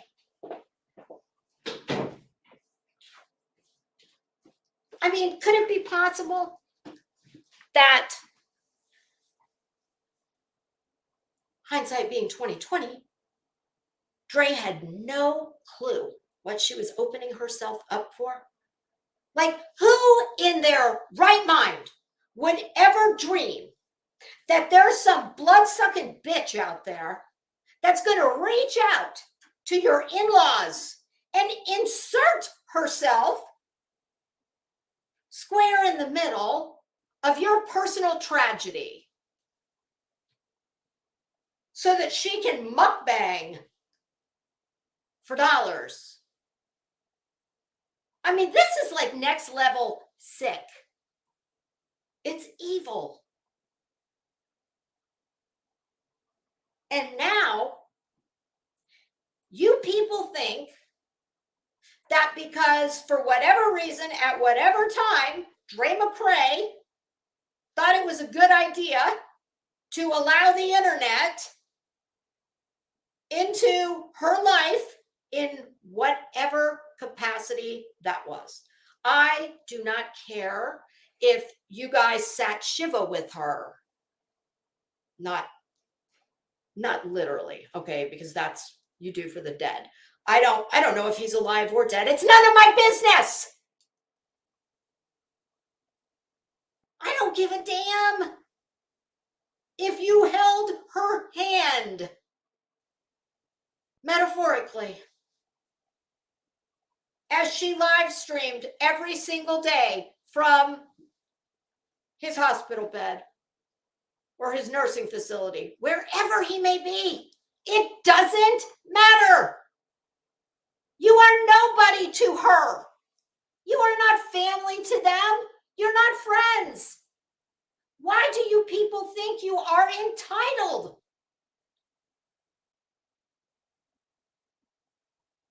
Do you people not have families? I mean, we saw how Molly behaved when she was dealing with a family crisis. Most of us, we'd have just logged off. But good God, I mean, she couldn't give up. Do you know that I guarantee you, nothing has fixed that bitch's wagon more so than herself.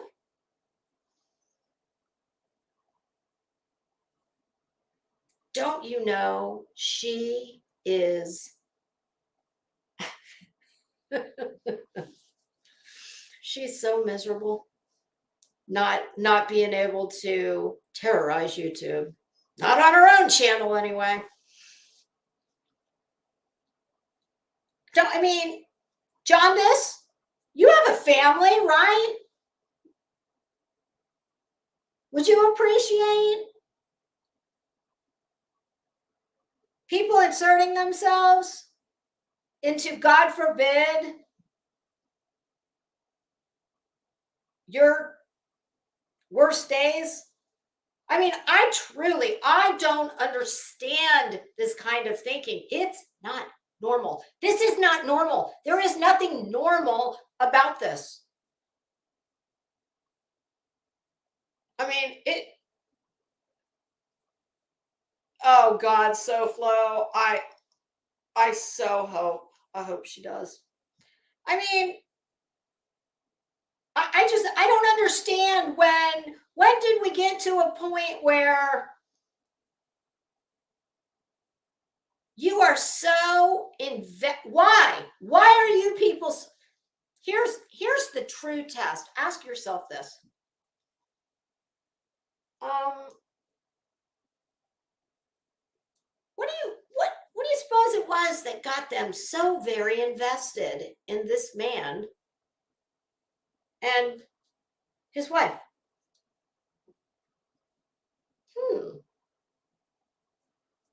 Could it, because they didn't know them? Could it be money? Yeah. I mean, do you not think that if they find out,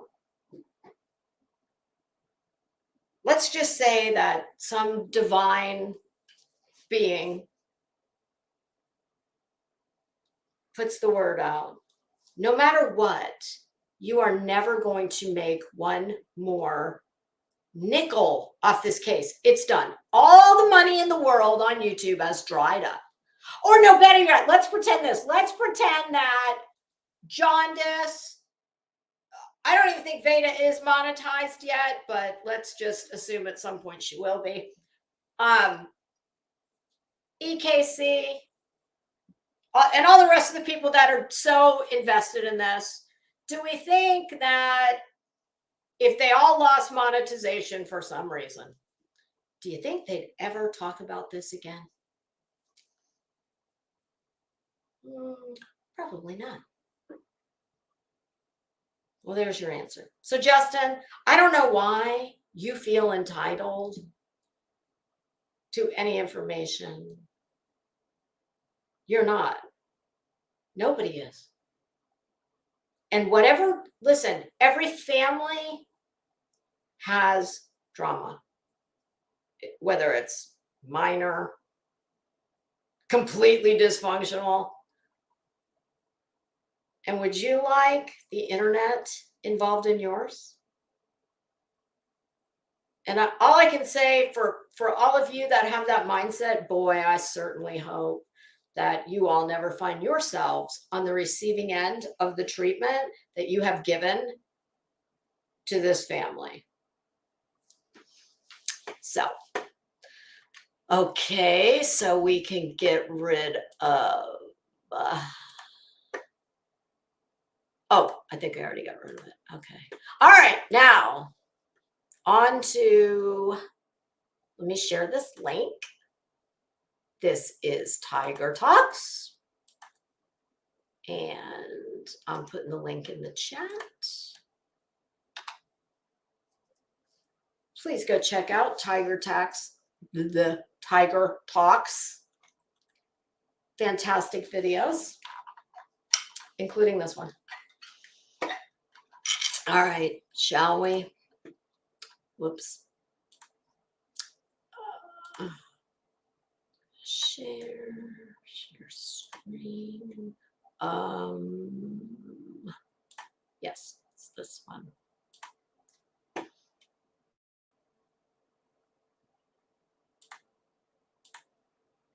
All right, here we go. Still go. Oh, even when there's no hope, you can still go. I never should have known, man.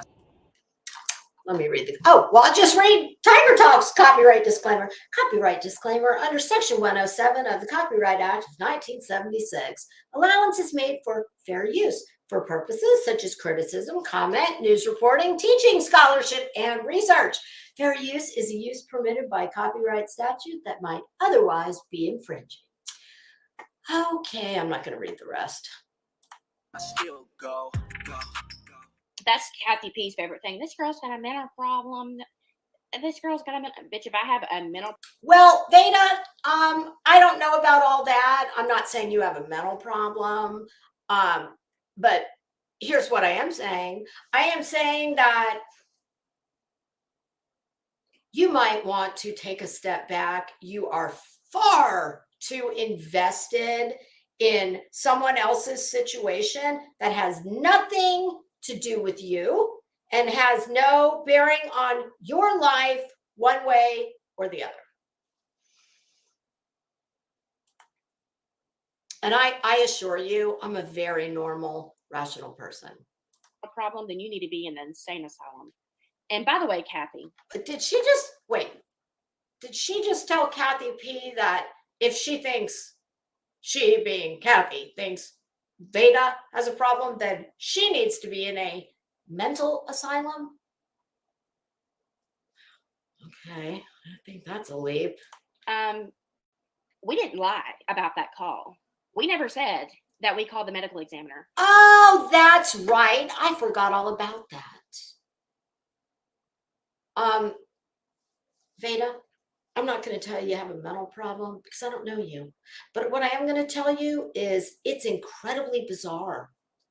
By the way, I'm just curious. How much money did you contribute to Dre McCray? Because unless it was, and even in that case, it wouldn't matter, but something tells me that you probably do not have any financial stake in this whatsoever. So I'm telling you from the normal woman on the street perspective, as someone who is not in this case, doesn't particularly care one way or the other. I would like the best for all of them, whatever that is. But I can tell you that there is nothing remotely normal about thinking you have the right to pick up the phone and call a medical examiner, a funeral home, a hospital, etc. It's frankly very creepy. And if it was my family member, it would absolutely have me feeling some type of way. And I think if you're being honest with yourself, you would, if you were on the receiving end of what you dished out, you wouldn't find it acceptable at all. As well, you shouldn't. We never said that we called the medical examiner. Being a reporter myself, not really, I'm not a reporter, just, someone just trying to verify. We contacted. I mean, she just did a Betty there. Being a reporter myself, take a breath. I'm not a reporter. I mean, do you call yourself a reporter or do you not? I don't know. I do not. I am not, and I do not. I just am commentating on content on YouTube. Justin, you know, my goodness, it seems like we go one step forward, one step back. You seem to have gotten the foundation game dialed in, but oh, it's about those highlights. Girl, that's like, are you using like a damn plastic cap with holes in it? What? And pulling your highlights through with like a knitting needle? What do we have going on here? This is like 1980s style Miss Clairol. That is what I would call frosted. Do you remember that back in like the 80s? You would say, "Oh, I'm going to get my hair frosted." Justin, come on now. Oh. And we confirmed it with a medical examiner. We confirmed it with the coroner. Excuse me. I'm calling bullshit here. But I'm not sure, because you see, I'm a normal person. I do not call the medical examiner, the coroner, the funeral home of random people that I do not know in real life and have no stake or right to inquire about jack shit. So can anybody tell me? I mean, I know morally it's gross. Is that even can you legally do that? I mean, obviously you can make any call you want, but can anyone get that kind of information? I feel like that's not a thing. I hope it's not a thing. I mean, it's absurd. Yes, Mike Stevens, you're correct.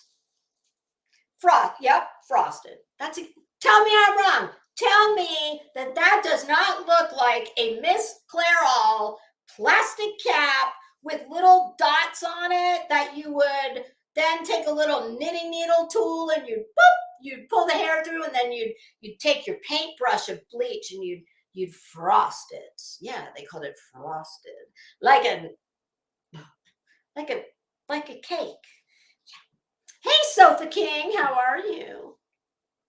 Yeah, does anybody know if this is, and Veda, listen, Manatee Molly and Jaundice for All, they'll do anything. I mean, we all know this. They will do anything. He just does it with less enthusiasm and more, he's more low key and with a smile as he does something really. She's, everything to Molly is, it's a street fight from the Bronx. Yeah, she does. Oh God. Did I mention that I don't care if that bitch wraps herself in a Chanel flag, a Tom Ford tarp. I don't give a shit what she pretends to have, what she rents. But I can tell you this, Veda, Tom Ford doesn't make clothes in big girl sizes. So just bear that in mind. Yeah, she's not his target demographic, we'll just say. Yeah, but the perfume, yeah, that's fairly accessible.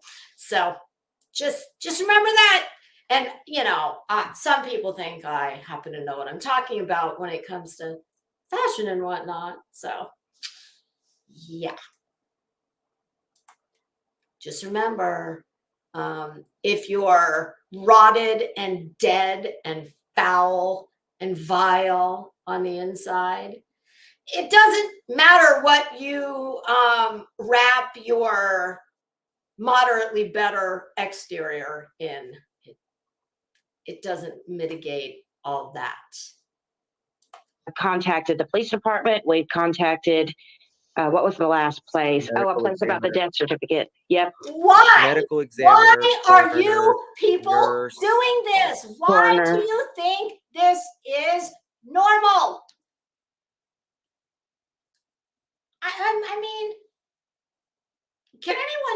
direct me?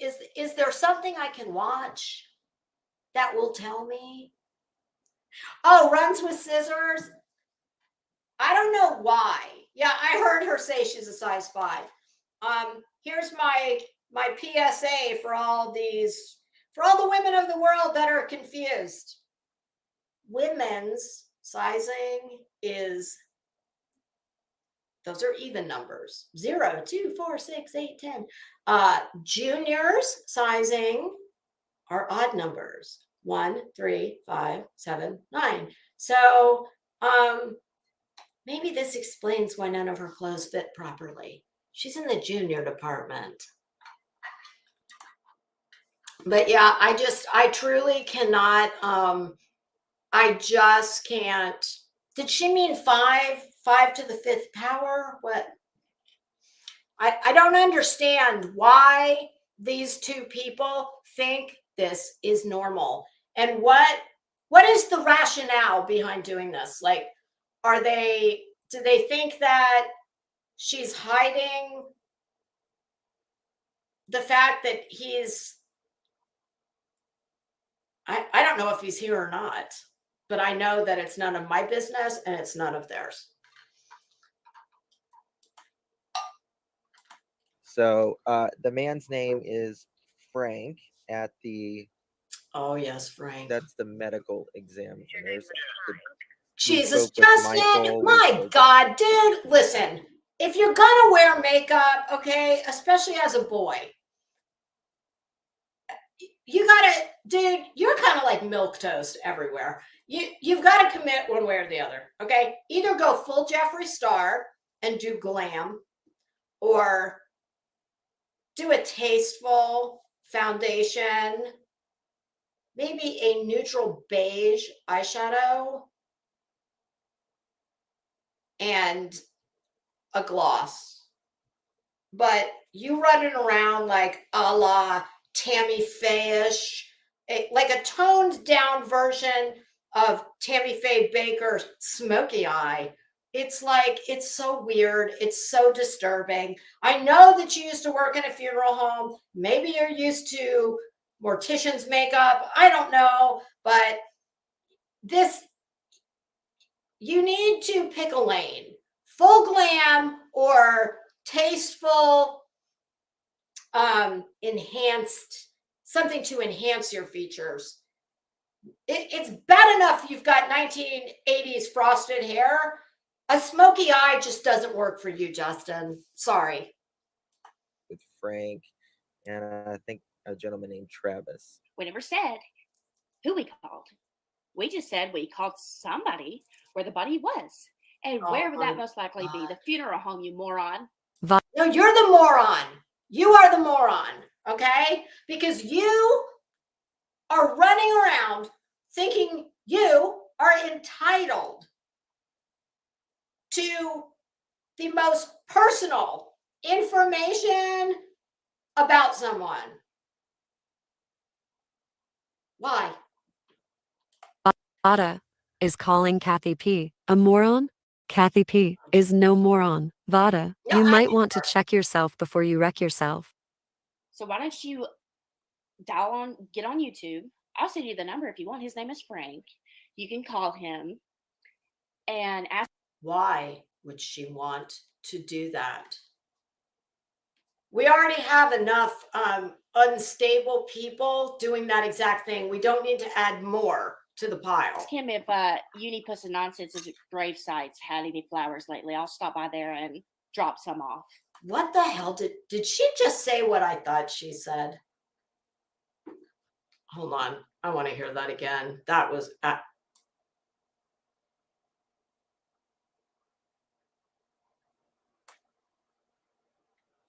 shit.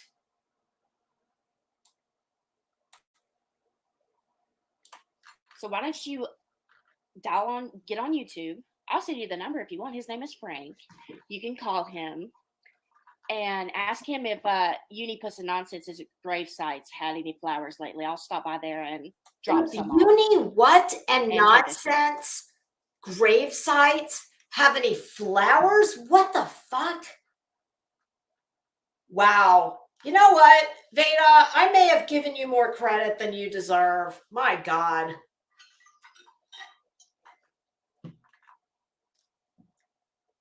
Who says such a thing? That is disgusting. I mean, I talk about people at least several times a week that I really think are vile, foul, and I have no use for. And I would never say such a thing about any of those people. That is just gross. That is a horrible thing to say. Shame on you. Thank you. In my opinion, Vada is just mad she got called out and now she is backpedaling. We all know Vada likes to do vile things in graveyards. You guys did say it was the coroner and then said the medical examiner. Excuse me, Veda. Those are interchangeable terms. Different jurisdictions have a different name for it. And guess what?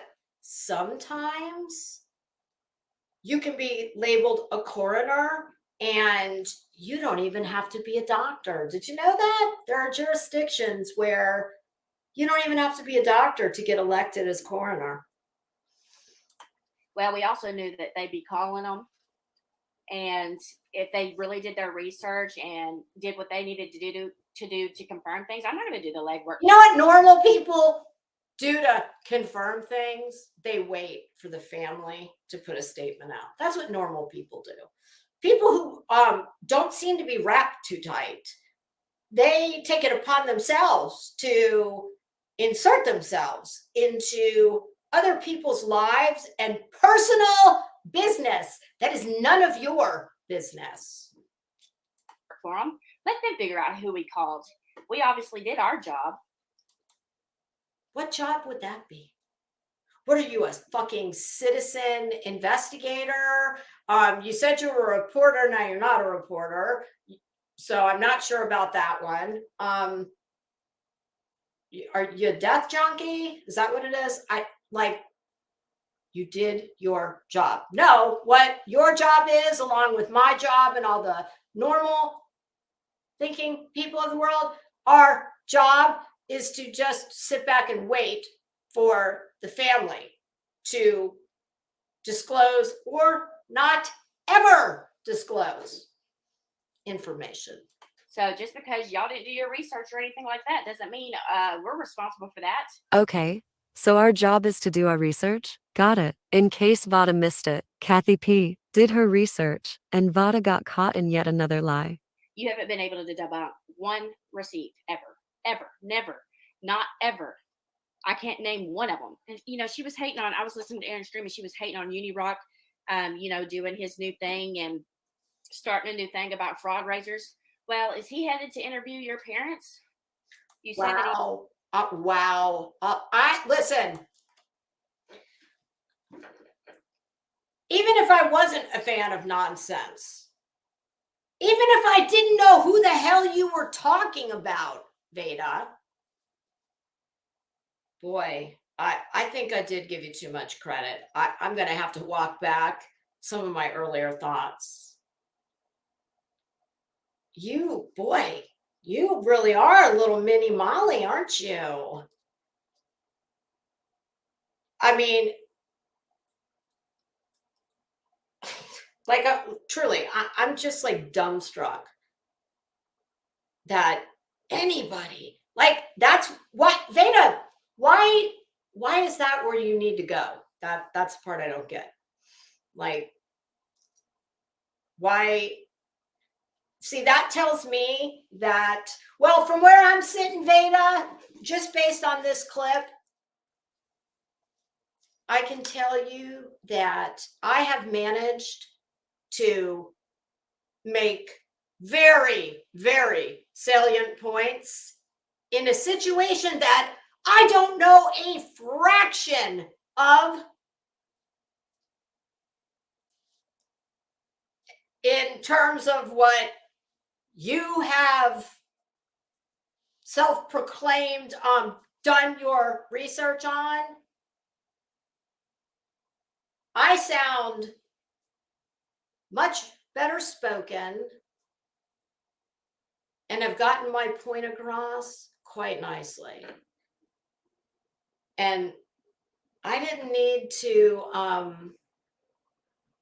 despite the fact that I think what you and your little friends are doing is just vile and disgusting. I would never in a million years make a remark like that about someone's parents. I mean, girl, you are one, you know, some people you just can't you can't let me tell you the one thing that your friend Molly desperately needs, and it's the one thing you cannot buy. And I think you need it too, and that's class. No civilized person, most especially a woman, would ever say such a thing. Do you realize that for all the civilized people of the world, you just lost. And for somebody like me, I stopped listening to you. Lose all credibility with me, and I stopped listening to anything you have to say, because if you need to go to that place, well, that tells me that you despite what you're saying to the contrary, I don't think you are very secure in your assertions, because if you were, you would never go there. That it's just Veda, do you think that when people have intellectual debates, I don't know if you've ever seen one of those or heard one, when adults have intellectual debates, you will never hear anyone. You know, there's a guy that's fairly controversial. You love him or you hate him. Jordan Peterson, perhaps you're familiar with him.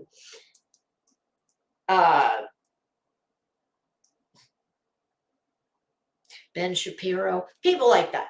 People who are incredibly smart.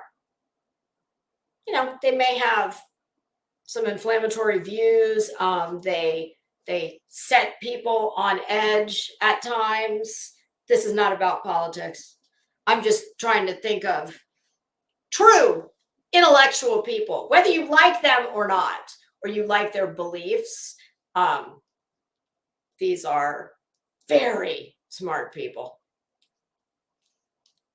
You're never going to hear a truly smart person debate the issue and say something like, well, since you said this, well, should I send someone over to your parents' house? I mean, truly, I gave you too much credit. I see that now. He's getting into, finding a good fraud raiser. You're a fraud and they raised you. So you want to go low? I'll go low with you, baby. Yeah. You know what, Veda? You go right ahead and do that, girl. I will not go low with you. I'm not going to go low with anybody on here, because when you have values and you have integrity and you want people to see you as you see yourself, you don't engage in that type of petty, juvenile, and quite frankly, not so smart low blows. Yeah. You go ahead and play down in the gutter with your friend Molly. Yeah, that's not where I hang out. Is the only danger to your family, the only threat to your family is your mouth. So let's get that straight. If you ever hear me on anything, make sure it's that statement. Oh, that's right. That is Now that I'm sitting absolutely here, I correct. do She's remember. threatening to take my channel. Yeah, you're right, Veda. She did. I heard that. I was listening to that video. It was alive, but I had to catch it on the replay. And I now remember that Nonsense said that you are speaking about her children.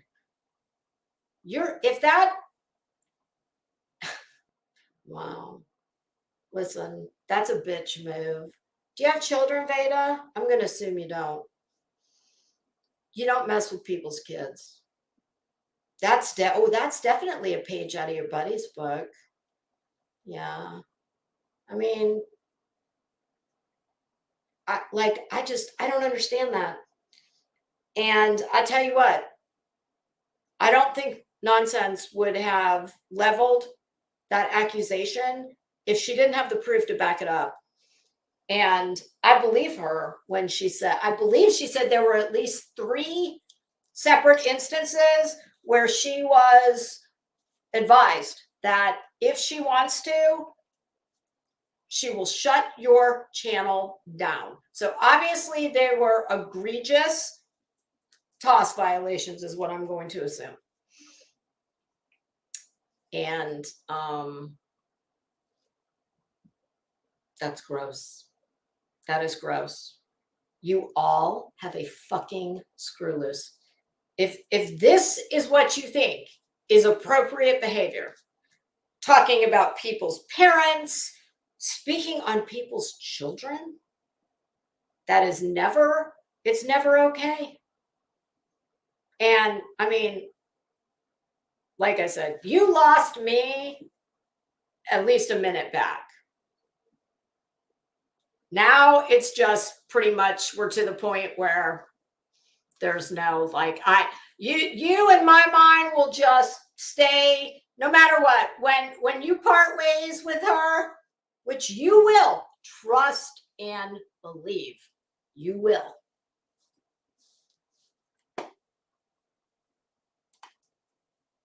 Yeah, no. Down. So if this is my last stream, if it cuts off in the middle, you know what happened. If I am going down, I'm going to make sure it's worth it. And I'm going to make sure I say what I need to say. Girl, you got a lot of nerve. But you can go ahead and threaten me all you want. Go ahead. Speaking from a woman who just sat here and said that she call it what you want, medical examiner, coroner, funeral home. I don't care which of the 3, all of the 3, one of the 3, 2 of the 3. None of it is right. Go ahead and try. I want you to. Go ahead. Because you know what I came to YouTube for? I came to YouTube to do a good thing. And I was able to accomplish that. I was able to call you frauds out for what you are. Best bet, if I'm calling you out to be a fraud, I'm going to say your name. I'm going to make sure everybody knows who you are. Y'all feel me on that? There ain't no sugarcoating it. Everybody's going to know what I got to say and who it's about.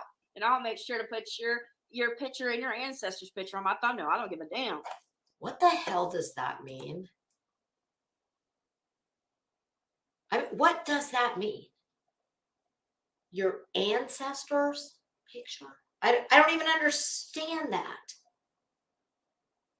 God, there's nothing like somebody who really, I mean, you can tell she's really getting gassed up by somebody. And I don't know what you came to YouTube for. I think it's pretty clear what you came to YouTube for. And oh, Kathy, that's what it means. She'll use your family pics. Well, you know what I always like to say to these fucking assholes, these punks? One day, they're gonna come up against the right one, and they will see the error of their ways. That's all I can say. I mean, you never know, as we all know. You never know on this platform or any other one who you're talking to. You better yet, you don't know who they know. I mean, you do know, right, that most people have family and friends who have nothing to do with YouTube. And some of those people actually have important jobs in the real world. You know, just because you can't get someone on the phone, that doesn't mean that other people can't pick a phone up and get to the right person, we'll just say. That's just me, though. So a girl did a 2-minute video on me saying that, let's see exactly what it said. It's the dumbest shit ever. But you're wrong, once again. So I am just a girl that did a 2-minute video on you and I am wrong once again, right? How am I wrong once again when that was the first video I had done on you? I showed your own words. You just want to backtrack because you got called out. I don't even know who this person is. Where is that stupid video? I'm on the right channel. I mean, Veda, here's what I would say to you.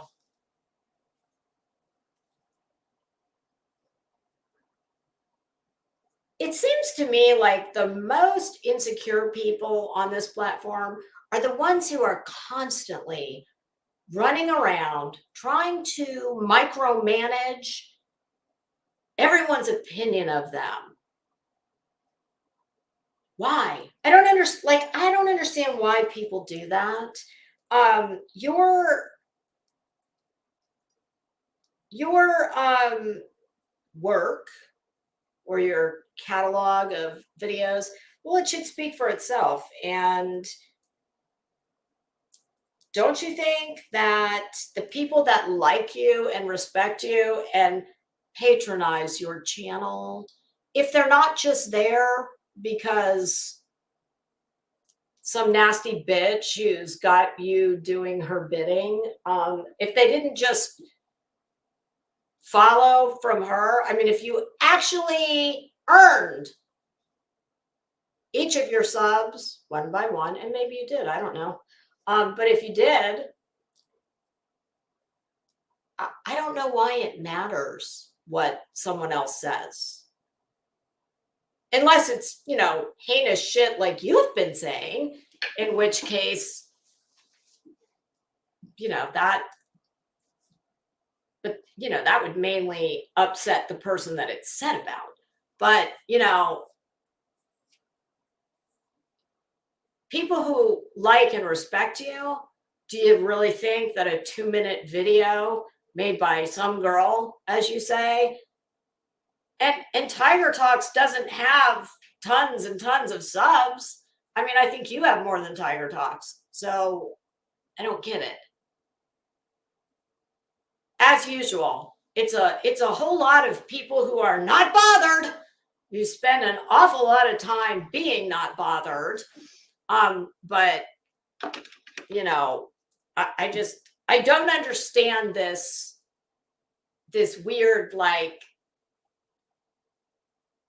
need to micromanage everybody's perception. I don't give two shits what your perception of me is or anyone else's. If you don't like me, then you don't sub, you don't hang out, or maybe you do and you hate watch. I don't know. But if everybody on here had to run around micromanaging everything said about them by someone else, well, maybe that would be an idea for a new channel. All right, so a girl did a video about me and she said Beta is lying about monetizing her channel. I think that's what she said. Let me Who cares? It was right here. Here it is. Okay. Beta J, the title is. My God, she's built this shit up to make it sound like Beta Jade strangles Betty. I mean, all this over she's lying about monetizing. So what? God almighty. Never applied. Okay. Beta J claims she never applied for monetization. This is a false, according to Beta, according to her own words. And let me say exactly what I've said on every stream so far. I thought whenever You get your, Nobody you gives know, a your shit, view numbers, Brenda. all of that up, that you email YouTube yourself Nobody and ask to cares. get monetized. I didn't know that in YouTube Studio That's until Molly. Molly told me She'll throw you. that, she'll hey, throw you you apply some for it. money There's if an you get apply button in monetized. YouTube Studio. I was too dumb to know that. I Well, didn't know don't that. know. She's So 2 might months be went on by. I budget didn't now. know that. And Molly was on the stream the other day, Put and your we own were talking super about it. Then chat. afterwards, she was like, hey, Super chats, you I click. didn't even apply for it. That's not how you apply for it. And then I felt like a complete dumbass. Oh, Veda, you might So have got then the other night, I was showing my screen to prove that I didn't apply for it. So this girl made a stream on me, trying to say I'm lying about that. Whatever, guys. I can't answer everybody. First thing I saw was that heels chick, and I was like, oh, God. That lady with the heels up her ass. I'm definitely No, screwed. that lady with the And I'm heels a up dumbass your in the head. ass. Where are we? Susie.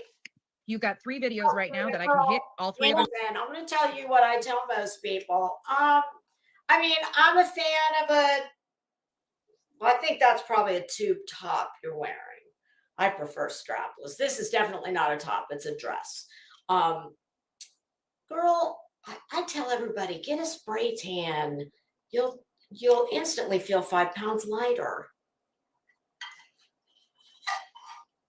But, you know, I can feel you because look, obviously I love a good strapless top too. Come on, lady. Come and hit me hard. Come and hit me. I'm getting hard thinking about it. Come on. Oh, okay. Listen, Veda, I don't know. Boy, that's gross. Like that's really gross. I thought maybe you were just a little like a young misguided young lady. Oh, I think I was very wrong about that. I think maybe you're right where you belong. Yeah. But let me just give you a little piece of advice. It's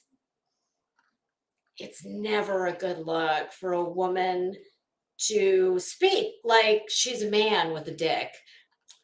It's not flattering. And yeah, that is, boy, that's definitely on my list of things that I would never, it just would never occur to me. Like I could study overnight and it just would never come up in my lexicon. Like I would never say such a thing because it's kind of like piggy talk.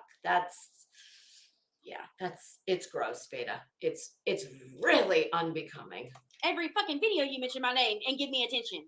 I don't need any more attention. I'm flooded with it from you, girl. I don't even understand what she just said. I'm what with it for you, girl? Oh God. I mean, I don't know. Do you want to come suck my titty? Oh my God, Veda. Jesus.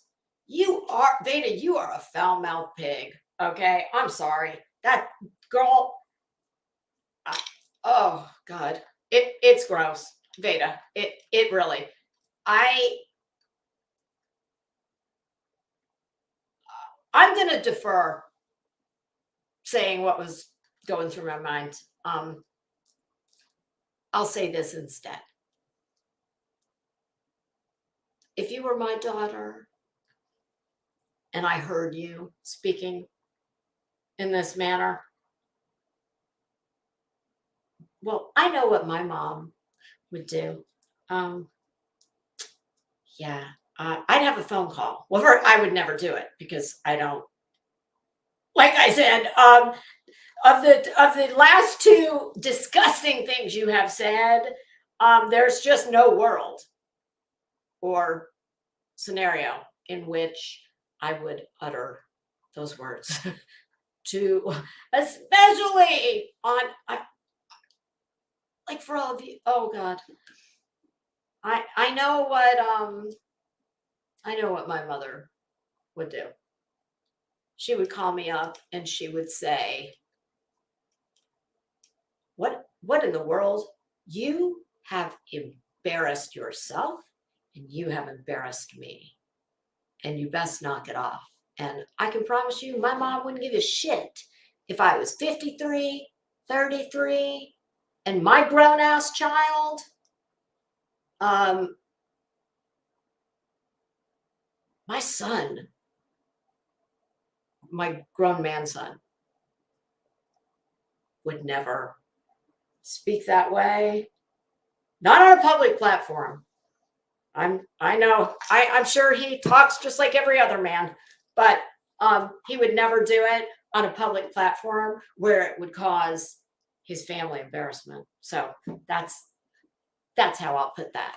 What else you want?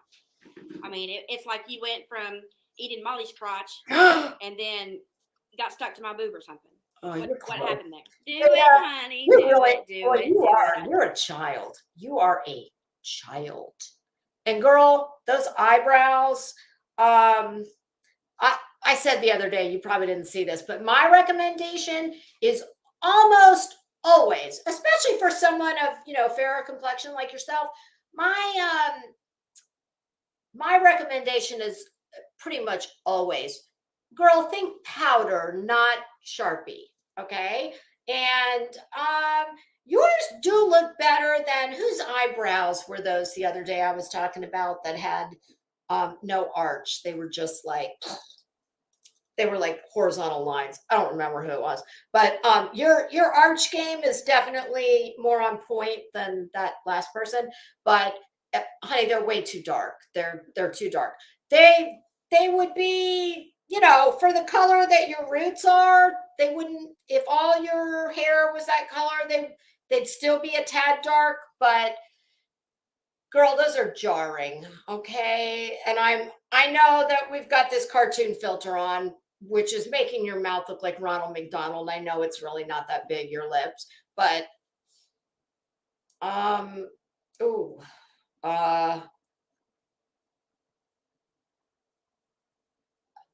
blood red burgundy Joker liner with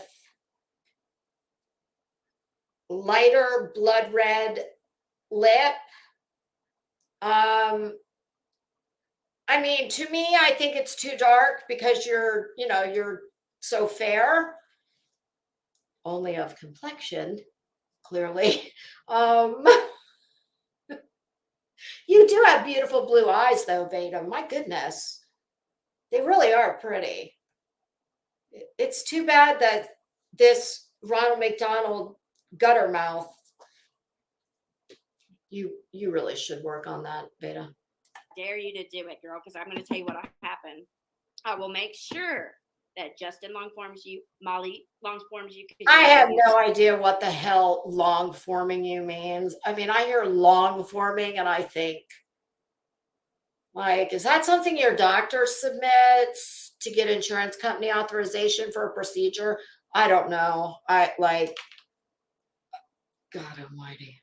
You stalked her ass for the whole time you had the channel.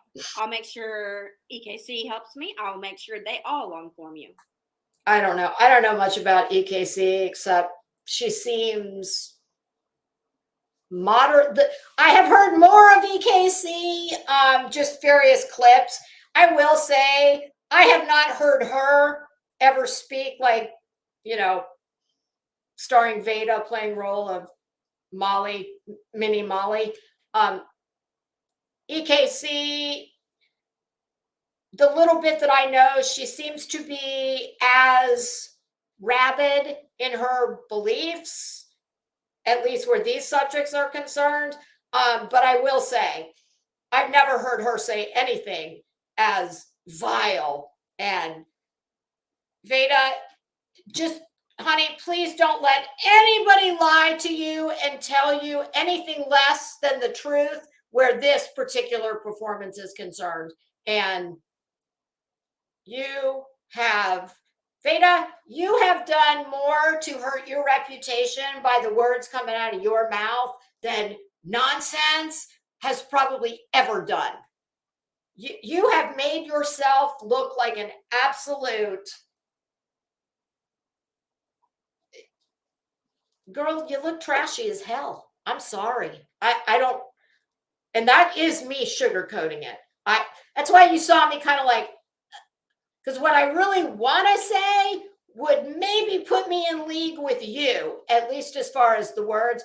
And I'm not going to do that because I have more self-respect than that. So, but don't let anybody lie to you, girl. You've done a fine job of making what I'll very diplomatically simply call trashy. And that's not a fake mass flagging over on Twitter. I'll make sure that you are long form for every fucking harassment, mental abusive video that your fucking bitch ass has ever put out on anybody. So go ahead. I dare you to do it. Do it. Wow. Oh boy. Like, oh my God, what the hell is that? Why is her eye? Is that something is that like a part of the filter? What is that about? That's, my goodness, that looks like Molly's fish eye. You know, that wonky one that kind of, oh, that's jarring. It's just gross. It is just totally disgusting. Oh my God, Kathy, don't worry, I'm going to ask about the caters. Because let me tell you something.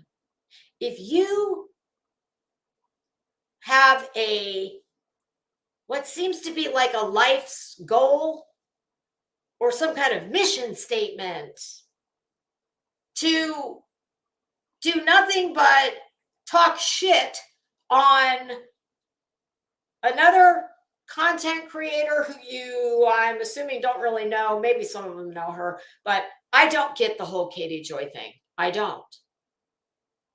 I mean, I know there are people who will say, she's the worst woman on the internet. Well, let me tell you something. You know what I say to that?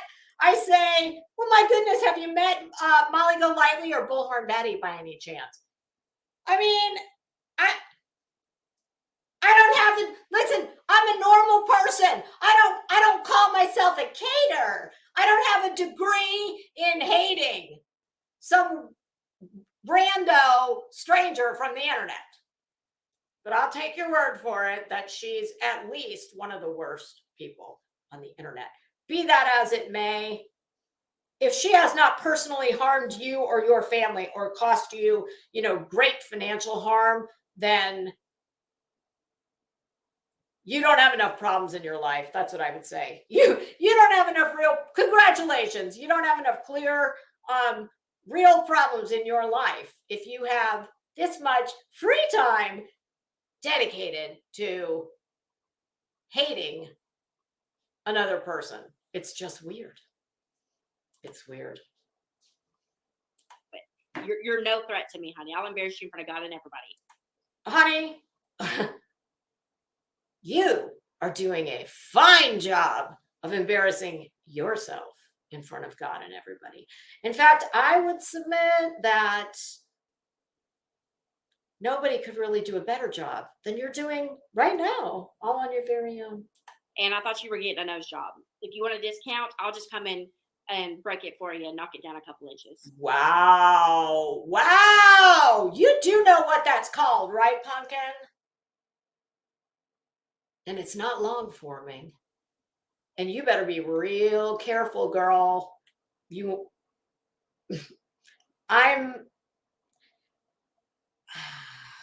Wow. I don't know why you think you are some authority on who needs a nose job, but I mean, I could point out, I think I was being pretty charitable in only making some sarcastic remarks about your eyebrows and your Ronald McDonald mouth. And trust me, I won't have to debase myself and turn myself into a trashy skank to do it.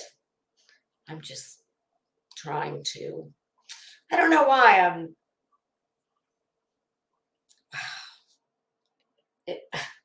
I mean, listen, in full disclosure, we all know I bust on Betty for her hair, but this is, it's weird. And I'm not even gonna utter the douchey phrase I was thinking. Never mind. Save you some money. Do it. Do it. Do it. Do it. Do it. Because I've not done anything against TOS, motherfucker. So come on. But I'm done playing the game. You might not have done anything against TOS, but I'm pretty sure that you just threatened bodily harm to someone. So I do believe that while I don't know, I don't read terms of service. I really don't. So I don't know. But I do know that you just threatened to break her nose. And while I'm sure that something tells me Veda, are you, I don't know, like, are you as tall? Yeah, I mean, I don't think it would happen, but I think that you could have bigger problems than TOS. This is your final warning. You mentioned my children. You don't send me warnings, honey. I don't send you a warning. I won't. I know she just did. That's I would say that she's actually, if you have spoken about her children as many times as she says you have, I mean, one time is too much. But if it has in fact been multiple times, I would say that she's being exceedingly generous in even extending this courtesy to you, because if it was me, I probably wouldn't have. I just would have gone ahead and dealt with it on YouTube. Send you a threat. I'll send you a promise. Do it. Do it. Wow. My family, anything on your channel. Wow, you're really gangster, aren't you, Jada, whatever the fuck your name is, trash bag. I mean, that's also really becoming. I mean, like, do you hang out at Walmart? At the Subway? Like, does your Walmart have a Subway in it? Like, I picture you being like, I don't know, you waiting for your boyfriend or your husband to like get off work. He's busy making sandwiches. I don't know. Hey, that's an honest job, so I wouldn't hate on that. Like, were you that chick, Veda, when you were in, well, probably middle school and high school? You were probably the girl that I was afraid of. See, because I'm a little tiny thing. I kind of think you're a little tiny thing too. But I'd say you're bigger than I am. Yeah, I get the distinct impression you were definitely the girl in middle school and high school that I was afraid of. See, I remember in front of my middle school, I was lucky. My mom was a stay-at-home mom, so she would drop me off every morning. And there was this one part of the campus that you would have to pass.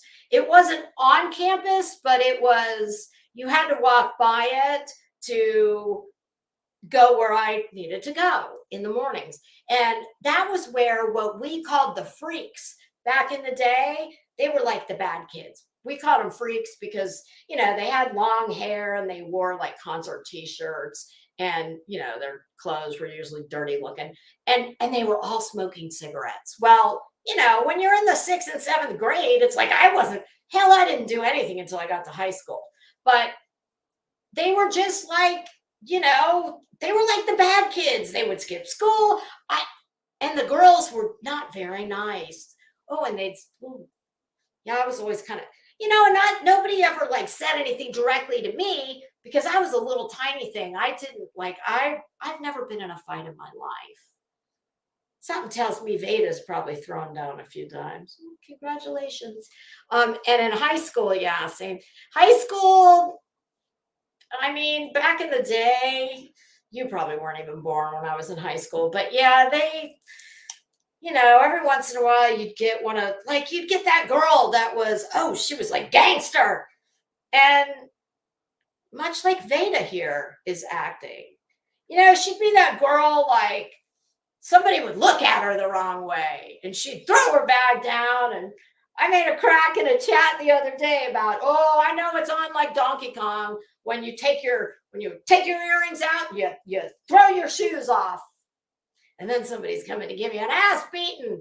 Yeah, Veda, you're giving me those kind of vibes. And the girl, that is not a good thing. It's gross. Yeah, those were the trashy kids. So congratulations. No one gives a fuck about you or your family. No one. We were talking about your shit, poor ass parenting. That's what we were talking about. Channel once again. You were talking about her what? Her shit, poor ass parents? Well, bitch, I bet you've got some shit, poor ass parents too. My parents have an elevator in their fucking house. Do yours? So maybe to me, you've got some shit, poor ass parents. Sorry, my bad. I'm getting rid of your channel. Do it. Do it. Do it, bitch. Do it. And that's a guarantee. We'll see about that. You're mad because Nunya came up on my channel last night. Nunya owned. And you got owned again. No, sweet pea. Nunya owned you, baby doll. She owned you. And much like I'm speaking to you right now, that's how she talked to you. That's how you know a whole grown-ass woman. See, you're a little girl. You do punk shit. You say punk things. And you scream and you cuss. And you say vile, gross things. Because you're a little girl. Trying to play a grown woman's game. That's all. This is over. Nobody's after her fucking real life. She doesn't have a life to go after. If I wanted to go figure out what she's doing during her real life, all I got to do is click on fucking YouTube. She's just mad because she doesn't have any carpet to munch on. She's out of kitty litter. She's mad. She needs to get laid. She needs to. You know what? I'm done with this skank. She is a straight up skank. You're a skank, Veda. You are a nasty skank. You ain't in my league, honey. So I'm wasting no more time on you. I gave you way more credit. And you know what's funny? I don't think that's the clip I meant to pull up. It's not. The one I was going to pull up, that wasn't even it. I'm glad though. I'm glad I did pull that one up because now I know. Don't waste any time thinking that one's teachable. She's not. She's trash. You are in good company with your buddy. You should stay there. Sorry, you guys, I'm just reading the chat.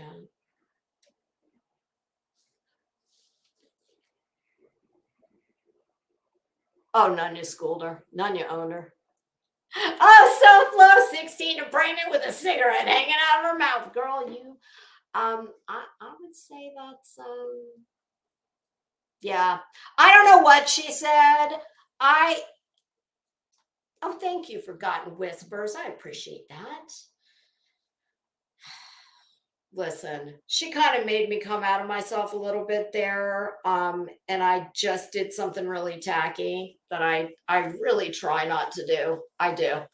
I try, and I'm pretty sure I just said yesterday, oh God, I wish I hadn't. Sorry. Lisa did something tacky. I'm human. I wish I hadn't, but I did.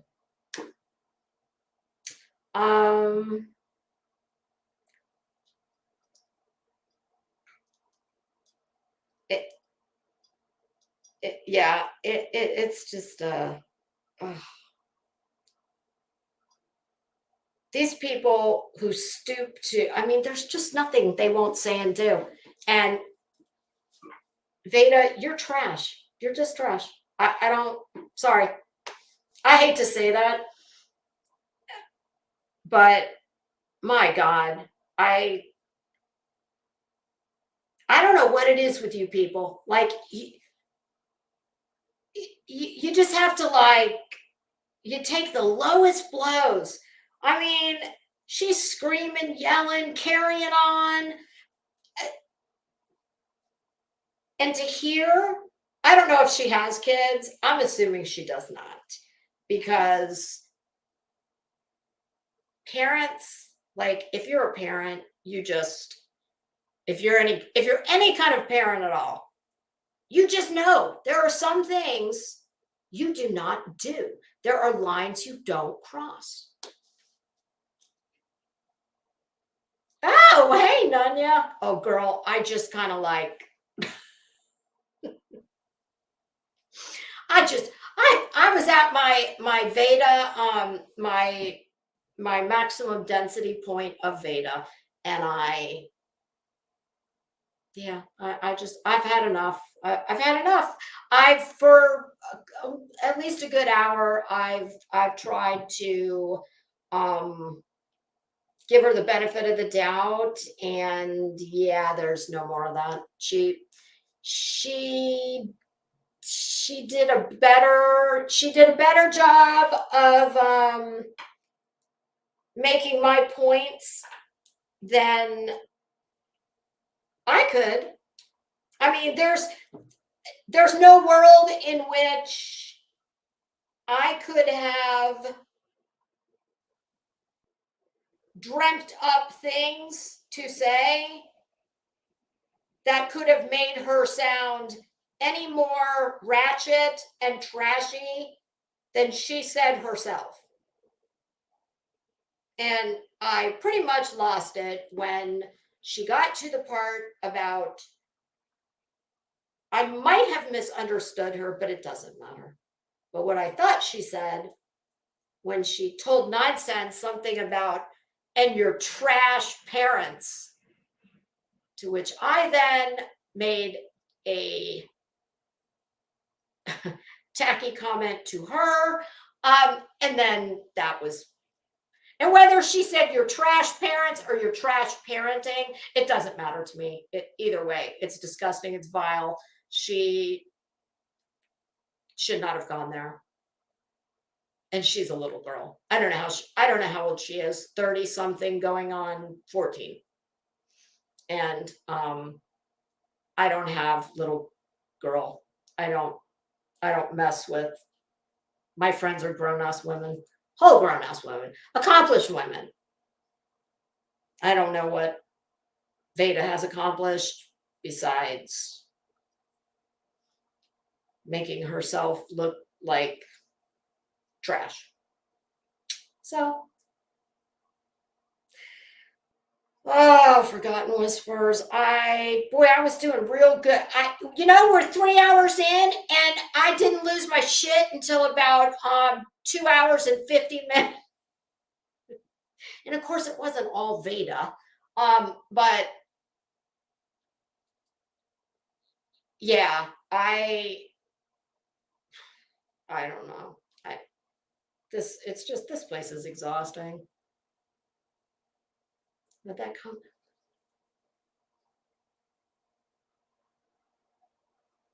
Yeah, Cheesy, I agree. I don't even know that Veda chick, but I know that she's on all 10 toes calling out someone, and that's as G as she can be, short of being in someone's face. Yeah. Yeah.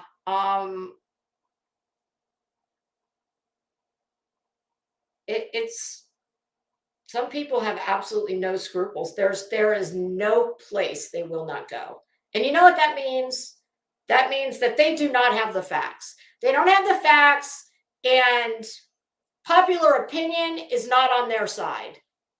And those two sometimes are mutually exclusive, but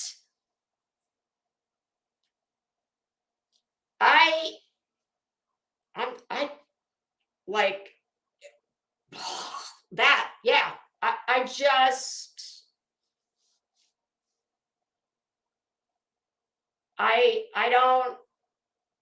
I don't know any women who speak like that. And listen, I have not been an angel my whole life. I have definitely had rough friends throughout my younger years. But not that rough. Not like, I just cannot believe that a female, if you're a teenager, I could at least rationalize it like, well, she's young and she's stupid and she doesn't realize that the internet is forever and she doesn't realize that speaking like that makes her look just like the most ratchet, trashiest low of low life, which has nothing to do with money. You could have all the money in the world. And if you speak like that, I would say all the same things. But at least with a teenager, you could kind of like, you can make excuses for it in your mind. A woman of that age, that's like, I just don't get that. But you know what? Like that old expression, people tell you who they are, believe them. I believe her. That clip tells me who she is, and I believe her. Yes. Noted. Thank you. And I'll file that away. I don't I don't mess with that. That's, yeah, I think I told her when Molly dumps her, when she's done being Molly's little lapdog, and she ends up at Queen Bee's chat, well, because Queen Bee doesn't turn anybody away, but oh my God, Nunya, she has a husband. Please tell me she doesn't have children. Let me tell you something. If my husband heard me speaking like that, well, he wouldn't have married me. You know what I'm saying. Yeah, no, he would. If he had to go out to the fiber optic cable and take some hedge clippers to cut said cable, if that's what it took to get his wife to stop embarrassing the shit out of not only herself, but him as well, by virtue of the fact that he married that, yes, that is exactly what he would do. That, but you see, that's the difference between you and me and her. Oh, thank you, Mama the Gladiator. That's so sweet. I appreciate that. Like we would not do that. We would not ever even think to speak that way, because Veda, if you're married or whatever, boyfriend, husband, baby daddy, whatever you have, I don't know if this occurred to you, probably not. And my guess would be it really probably doesn't matter. But if your husband's worth having, he definitely, unless he's just like you, in which case, like I said, I'm sure it doesn't matter. But I can tell you, any husband who cares about his wife and himself and what, because believe it or not, you are a representation of your husband, and vice versa. If you've got a man that's worth having, well, you just wouldn't do it. You would not ever want your husband's friends or colleagues at work or whatnot to like get a load of her. Like, oh, you should see the shit she says and does. Gross. Hey, KB. Oh my God, yes, your kids. Holy crap. Can you imagine? That is one, I tell you what, that's one thing. I made myself a promise that I would never do anything that would embarrass my family. I mean, have I said things, kind of like I said a few minutes ago, that were tacky and I shouldn't have said? Yeah. But in comparison to what I was talking about, is it the end of the world? Hell no. I just can't imagine telling another woman to eat an appendage that I don't have, or I don't know, maybe she does have.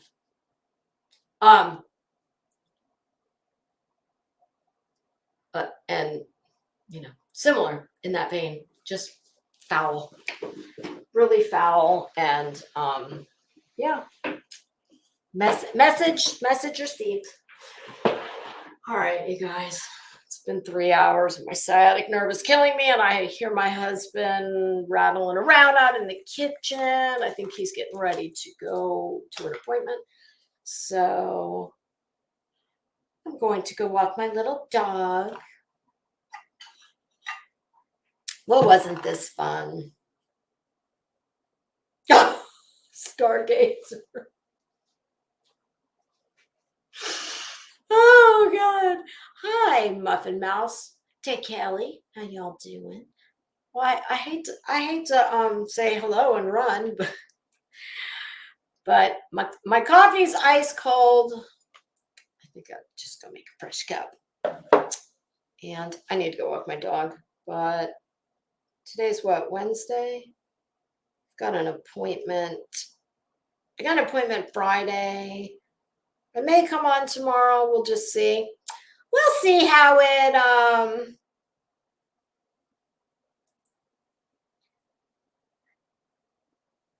Oh, wait a minute. Nick, what's going on?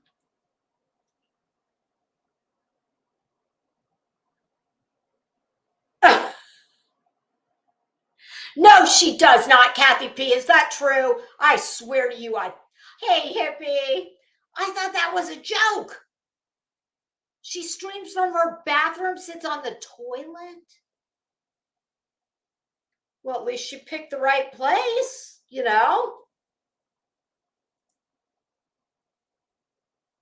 Oh, Brittany, I've heard that about her. Yeah, that's sick. I also heard her explanation. Yeah, I'd have found someplace. See, when you have any kind of class about yourself, I'd have found someplace else. That's all. I'd have found someplace else. Period. End of story.